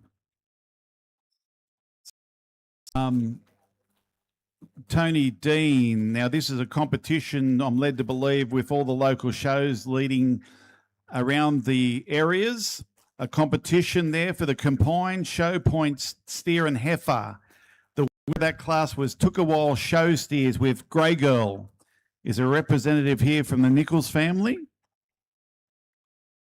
Any representative of the Nichols family here, ladies and gentlemen?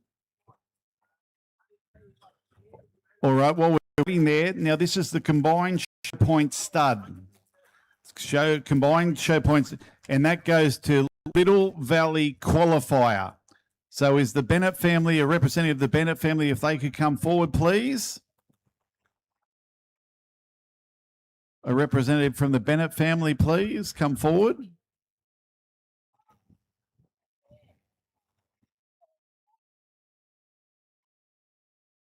So we've got Doug Bennett. So congratulations there for the combined show point stud Little Valley qualifier. Goes to the Bradford breed.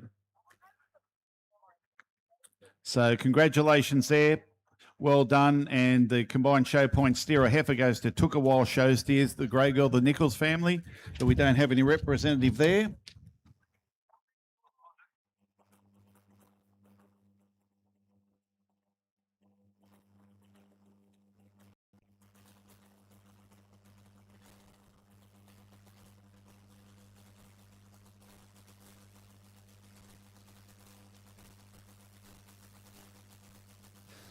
All right, so Peter, you're doing a little bit of roving there, and you've got Mr. Leonard Block. A very... Oh, no, you're here with me, Pete. Oh, rightio. Now, you'll explain this, what this trophy is for and presentation. Well... Out you go, Linda.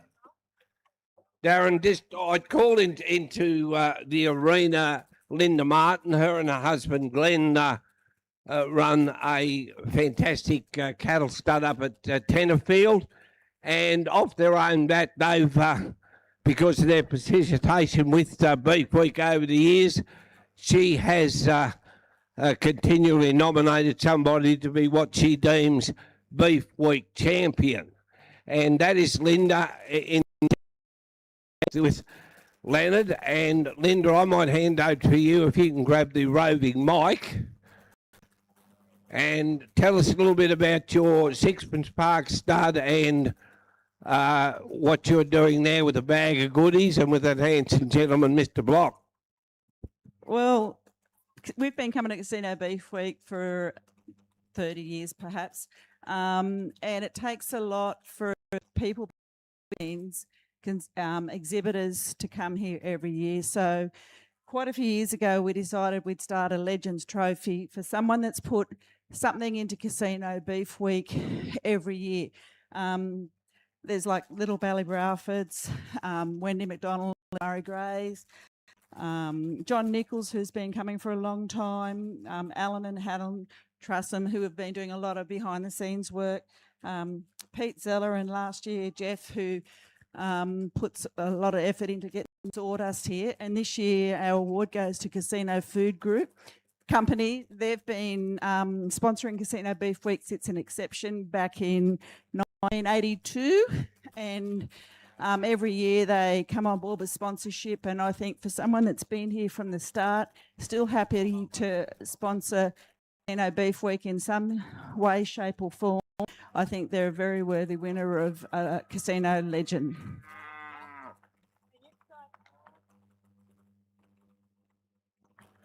All right, can we hear from Leonard?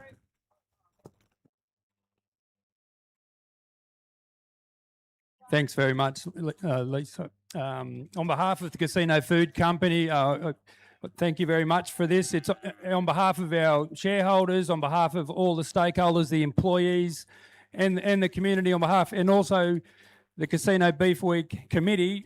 We're very honoured to be part of Casino Beef Week, and will be now and in the future. Okay, thank you, Leonard. Thank you, Linda and Glenn. But you inevitably go home with a ribbon or a trophy, and very good of you to give back to Beef Week. So very worthy recipient in our Casino Food Company. Been with us since I think 1982 was the date that we agreed on. And Darren, tell me about the Breeders Group. Yeah, well, just don't forget also, Peter, before I talk about that, you can buy tickets at the world's largest meat tray over at the Beef Week office, $5 a ticket. So that's been donated to Freezer by Oaten's Casino, and the meat supplied by Smith's Butchery. Well, I was looking for Paul Allen to say a few words on behalf of Smith's Butchery, but we don't seem to be able to find him. But anyway, also the Jack's Links Tower of Beef. They've got another, the stage 2 taking part now, I think. Is it 12 o'clock? 12 to 1, they told me, from 12 to 1. Now, they've already gone to the first stage, and the second stage is happening there and I think it's down to one gentleman to have the opportunity to win $1 million. So hopefully we'll find out there. We have Dan walking around here from the Australian Food Super. They're the major sponsor on the day, doing a wonderful They've been in the for more than 40 years. The working Australians across the food industry. They're more than just a super fund. It's a community that stands behind the people who power Australia's food industries. And then we've got Lifestyle that are doing the wood chops. And then the whip cracking. The wood chops has been sponsored by Triple Z and 2LM. They've done a lot of things over Beef Week over the many years there. So just always 100.9 Triple Z and 2LM sponsoring the wood chop, and then Lifestyle Real Estate, the major sponsor of the whip cracking, which has been going for a few hours. Have a number of and run up and down the coast there.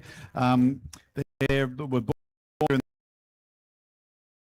for people in the communities they call. So it was great to thank you very much to them sponsors there, and there's plenty more that we've read through. We do thank you. So the Breeders Group here, as you can see, they're a combination of all different breeds, as you can see, and they come in here to be judged as a group, and that's where you can see different ones here. I would say that the judge has gone through and picked a few that take his eyes and have led them out to the front, and they'll be in the continuation of 1 to 3, and we'll go on from there, Peter.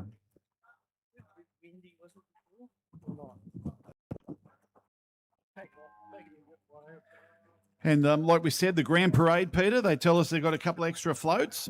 That's around about 1:30, I think, this year. And it's in order.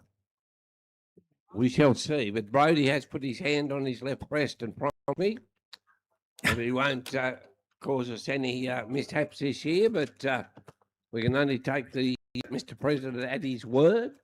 Tell me, Darren, just about the Breeders Group. This is an interesting class. The Breeders Group, generally they're all from the one consistent line. And obviously we've got a number of different breeds represented here, and you can see that that are represented in the Bosinigus there. So, we've obviously walking around there, and we've got one European lot as well, the Simmentals, and followed by the Santa Gertrudis. Then we've got the Red Brahman, the Brahman, the Brangus, and the Braford. So we got one breed up against all these Bosinigus breeds, and like we were talking there earlier, there's a lot of genetics out here, and it's not a cheap industry involved in. And we've had record grain prices and very low cattle market prices, but that has changed.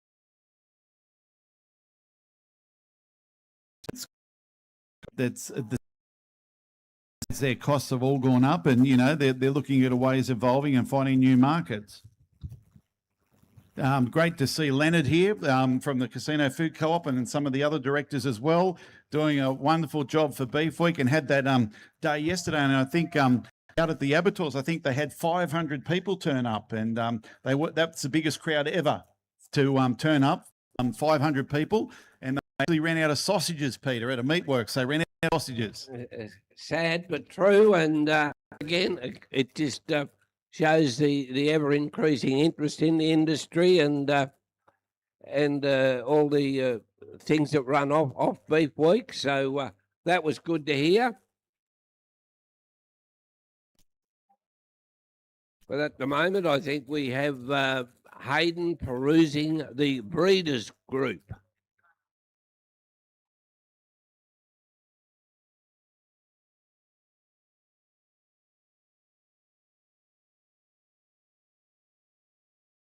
So, Peter, it's just very interesting, and John did elaborate on it earlier, but, we talk about Casino Food Co-op, and I'm just talking to Leonard there, but like they're at a record 7,500, sorry, and they've got around 1,400 staff out there now. Now, what employer in the Northern Rivers, like employers, and we're just not talking about that, one particular company, it's just massive what our industry is. And, we get a lot of livestock from,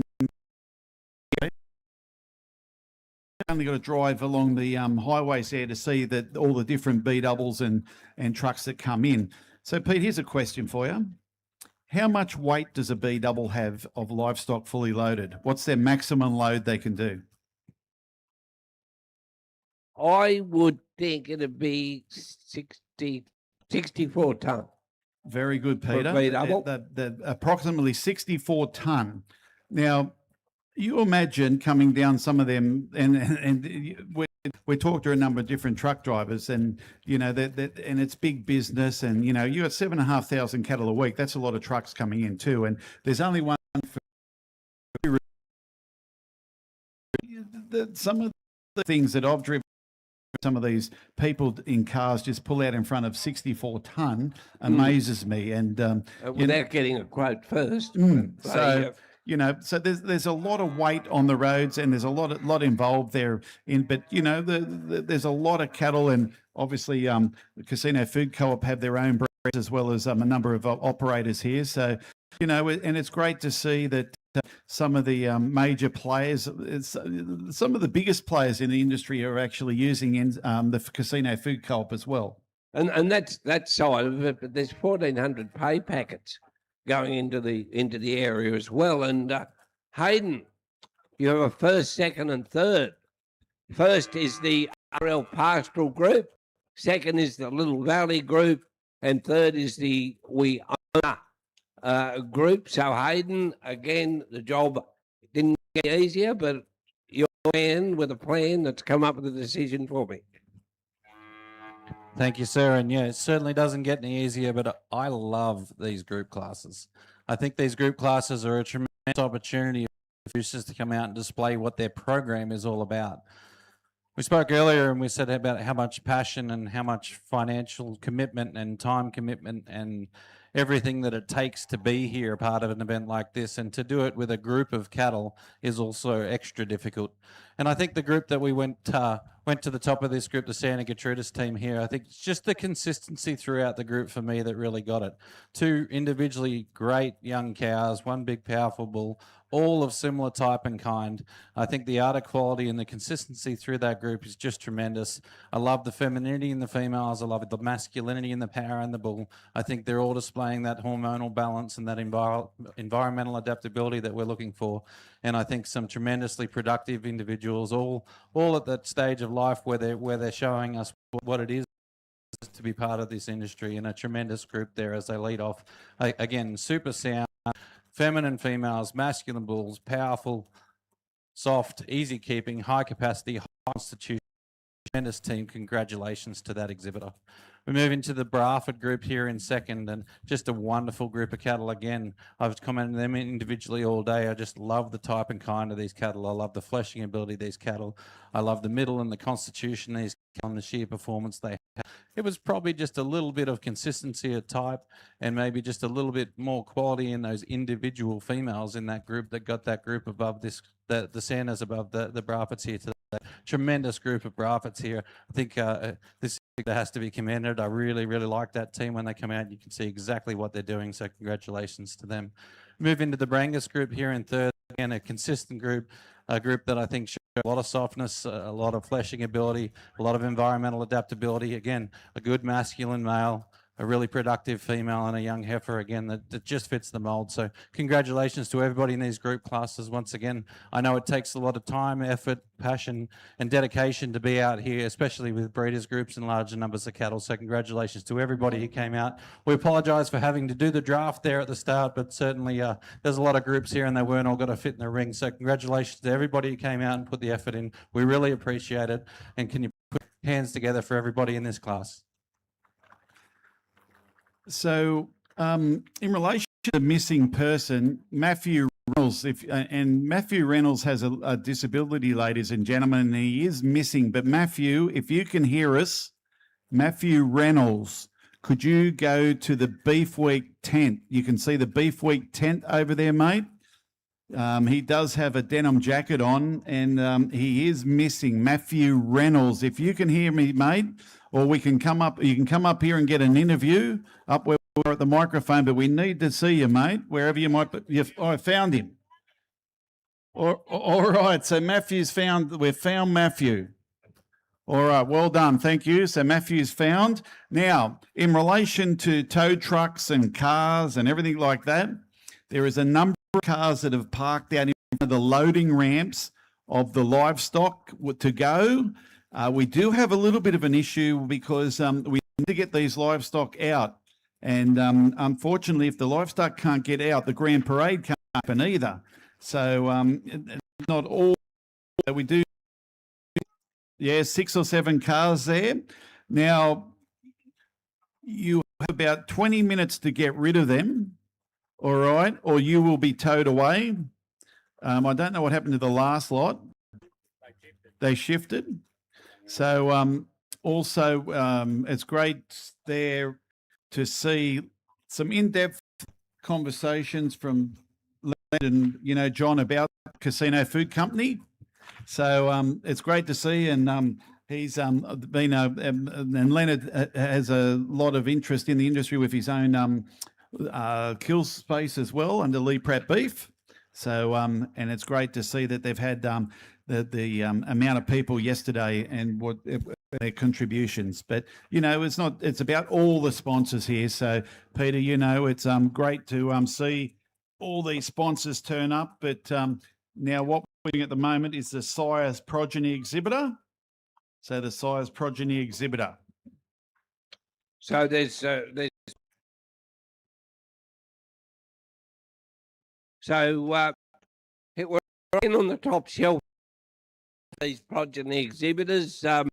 We have Casino High School. We have the Lake View Centre Park, Harley Grazing, RL Pastoral Coast. So they've all been in centre stage earlier today, and this is just to show you the size progeny. So you've got the whole array of the family there. Pete, it's just interesting to look on the crowd where some of these people have come from, isn't it? Like I just noticed here to my left, I see one gentleman here that does a lot of business in the Northern Rivers all the way from Guyra. So we've got Guyra people here represented. I see a number of coastal peoples. I see some Tweed people. I see Lismore people. I actually saw some Tenterfield people. But where's the legends of Tenterfield, Pete?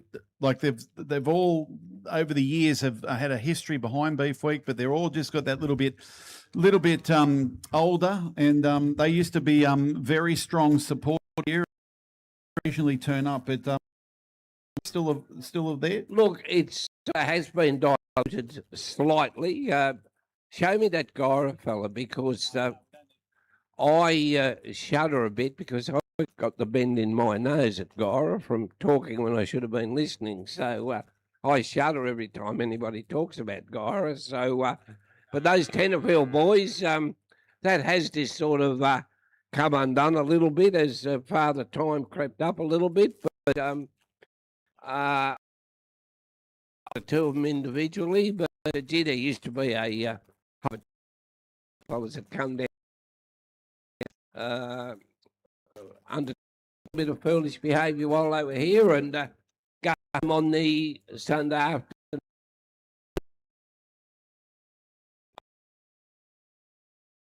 Later in the day, so we might see a few Tenterfield. Yeah, and that's just part of that history of beef too, and to see that group, and they used to have some hell of a fun. They just enjoyed it that much, and anyway, we'll talk about that a bit more later on. But Peter, here you have the winner. Remember, if you got disappointed if you don't move, because I'd say before I hand over to the coach in the middle, the Sire's Progeny first went to RL Pastoral Company. Third went to the Lakeview Centre Poles, and the highly commended went to our famous Casino High School. So Hayden, probably as good an array of sire progeny as you would see in your tours. Yeah, absolutely, sir. And again, a class that is really wonderful to judge around the country. We talked about a type and a program in a breeders group in the last class, and we're really looking for consistency of type in this class because we're looking at the project of a single sire and what he's really stamping and doing in a breeding program. If the first group would like to lead off, I guess.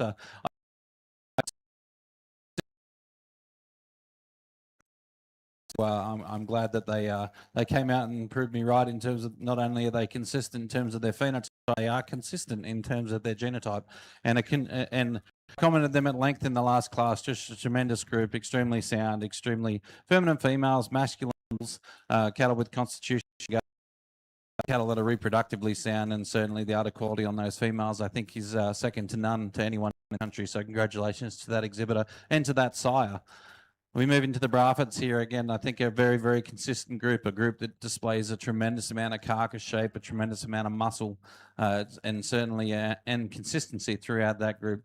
Obviously, in the first group, we have two females further along in their reproductive life and able to show us a little bit more about what some of those traits look like. But I think you've really got to admire this group for the type and kind and the muscle shape and the butt shape and the overall definition that that sire has put into that group. So congratulations to that exhibitor and to that sire.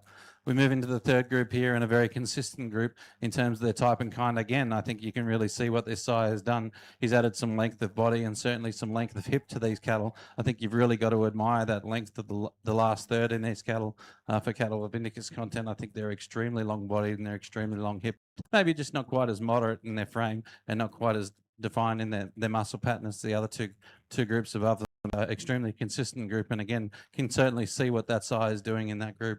We move down into the white group here, and again a group of babies, and a group of babies it's always going to be hard to compete with cattle that are further along in their reproductive life, but you can see some consistency in this group. They're good temperamented cattle. They're certainly cattle that have got some softness. They're moderate in terms of their maturity pattern, and cattle I think. And there's another word to add to your cattle vocabulary: consistent. And that certainly describes that sire progeny class there, consistent. And I think that's exactly what Hayden was looking for and exactly what Hayden got. So well judged. We've classes to go. I'm led to believe this is the second last class, which is the Supreme Hereford Champion. Is there one? So there's only one.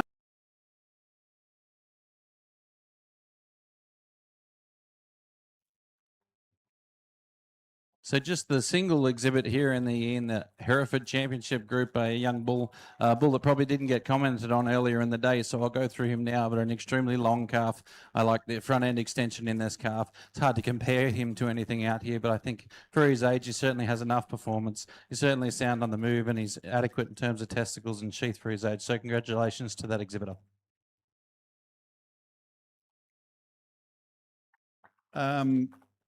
All right. Yeah, well, congratulations there. And it was exhibited by DJ. Yep. It's been exhibited by DJ Partnership with DJ Wild Heart. So congratulations there. So that was the Supreme Hereford Champion exhibit.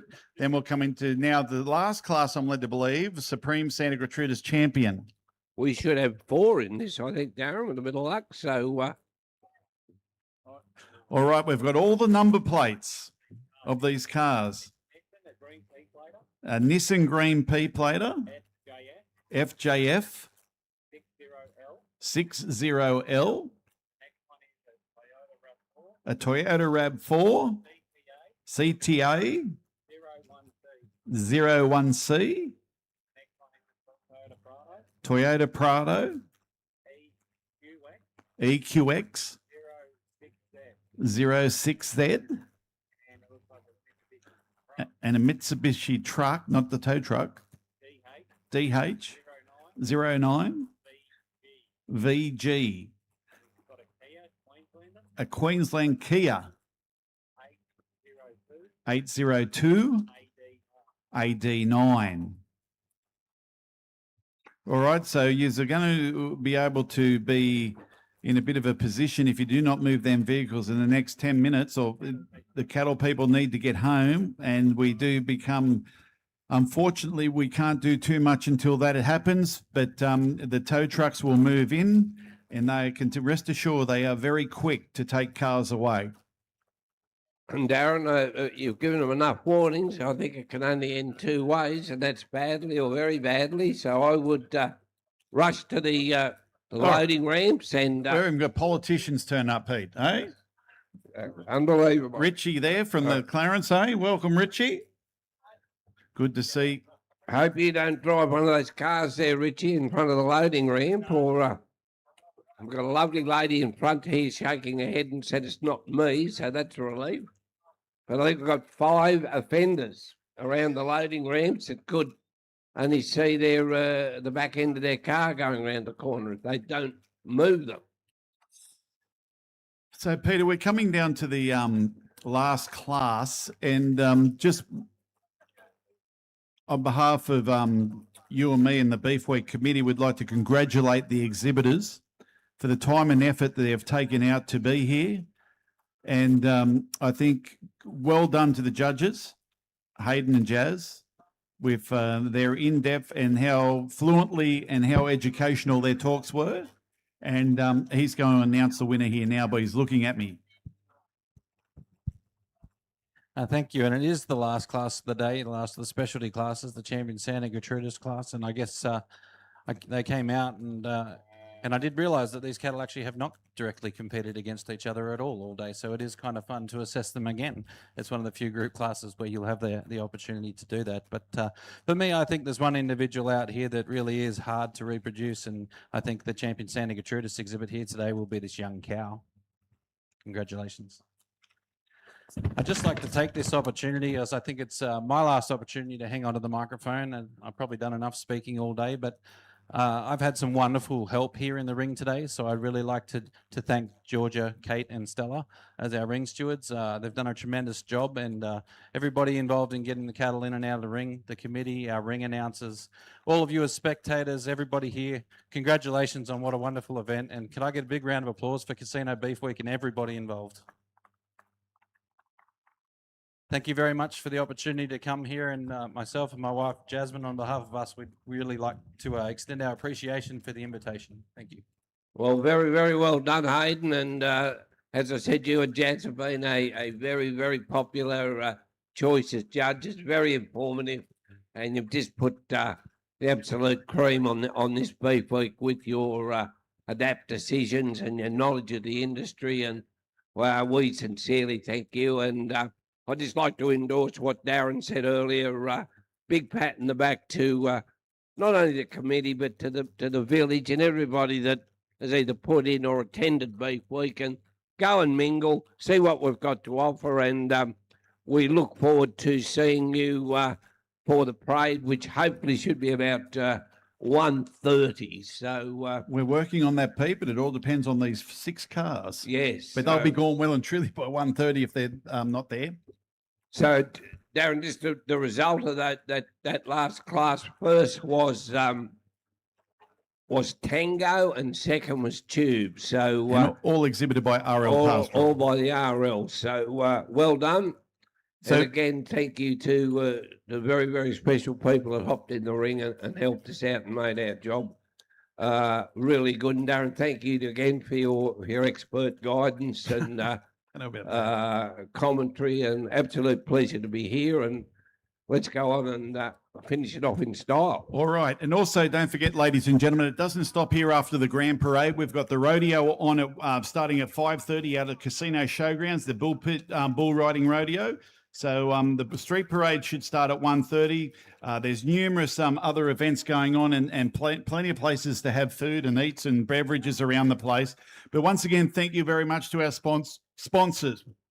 Casino Food Company, Casino RSM Group, Richmond Valley Council, Australian Food Super, who were the major sponsor of this morning, Australian Food Super. And Dan told us earlier that they'll be here next year. So they've been doing a wonderful job here over the last couple of years. And MBN News, the Department of Agriculture, Fisheries and Forestry, Jack Links. Well, that's incredible. I don't know, but by 1 o'clock, we should know if that $1 million has gone off. And I know, Pete, they all say, what, $1 million? I said, yes, it is $1 million. And that's happening over there at the community centre. It's got the 9-metre tower there. Also, Tersa Employment and Training, Achieve, Bindaree Food Group, Summerland Bank, Hearns Security, Triple Z 2LM, Tattersall, Cecil and Commercial Hotels, Hereford Australia, Fleckfish Society, Oatons, Riverina Stock Feeds, FEDC, Elise Fun Singing, Stock Live, Casino Travel Shop, Findex, Lifestyle Real Estate, sorry. They're doing the whip cracking sponsorship, 7 Prime Toyota there. So you got Jack's Links. I taught the world's largest meat tray. That'll be drawn later on or soon. Tickets are over the Casino Beef Week there. We've got the as a class, the lifestyle real estate sponsor of the whip cracking. We've got the wood chomp, Zero Chop Camp competition. It's on till 4 p.m. this afternoon, sponsored by Triple Z and 2LM sponsorship. Also Kingsbury here, that we've done all the sawdust. We had obviously Norco Rua, we had the Riverina walking around here. So and Peter, 16 or 17 new ones next year that have made a suggestion or would like to have a chat to Beef Week. We'll have to get to the stage where we'll have to have them on a sign, mate, because we can't keep reading them all out all day. Well, I think they worked out if you're not making dust, you're eating it. So please be part of Beef Week going forward. It is, as Darren said earlier, the premier regional event that I've been involved in, and it just gets bigger and better. And that is a pat on the back to not only the executive but the community as a whole. So don't go away. Darren's outlined exactly what we've got planned for you for this afternoon, but it is time to go and have something to eat and get ready for the big parade, which I'm quite looking forward to.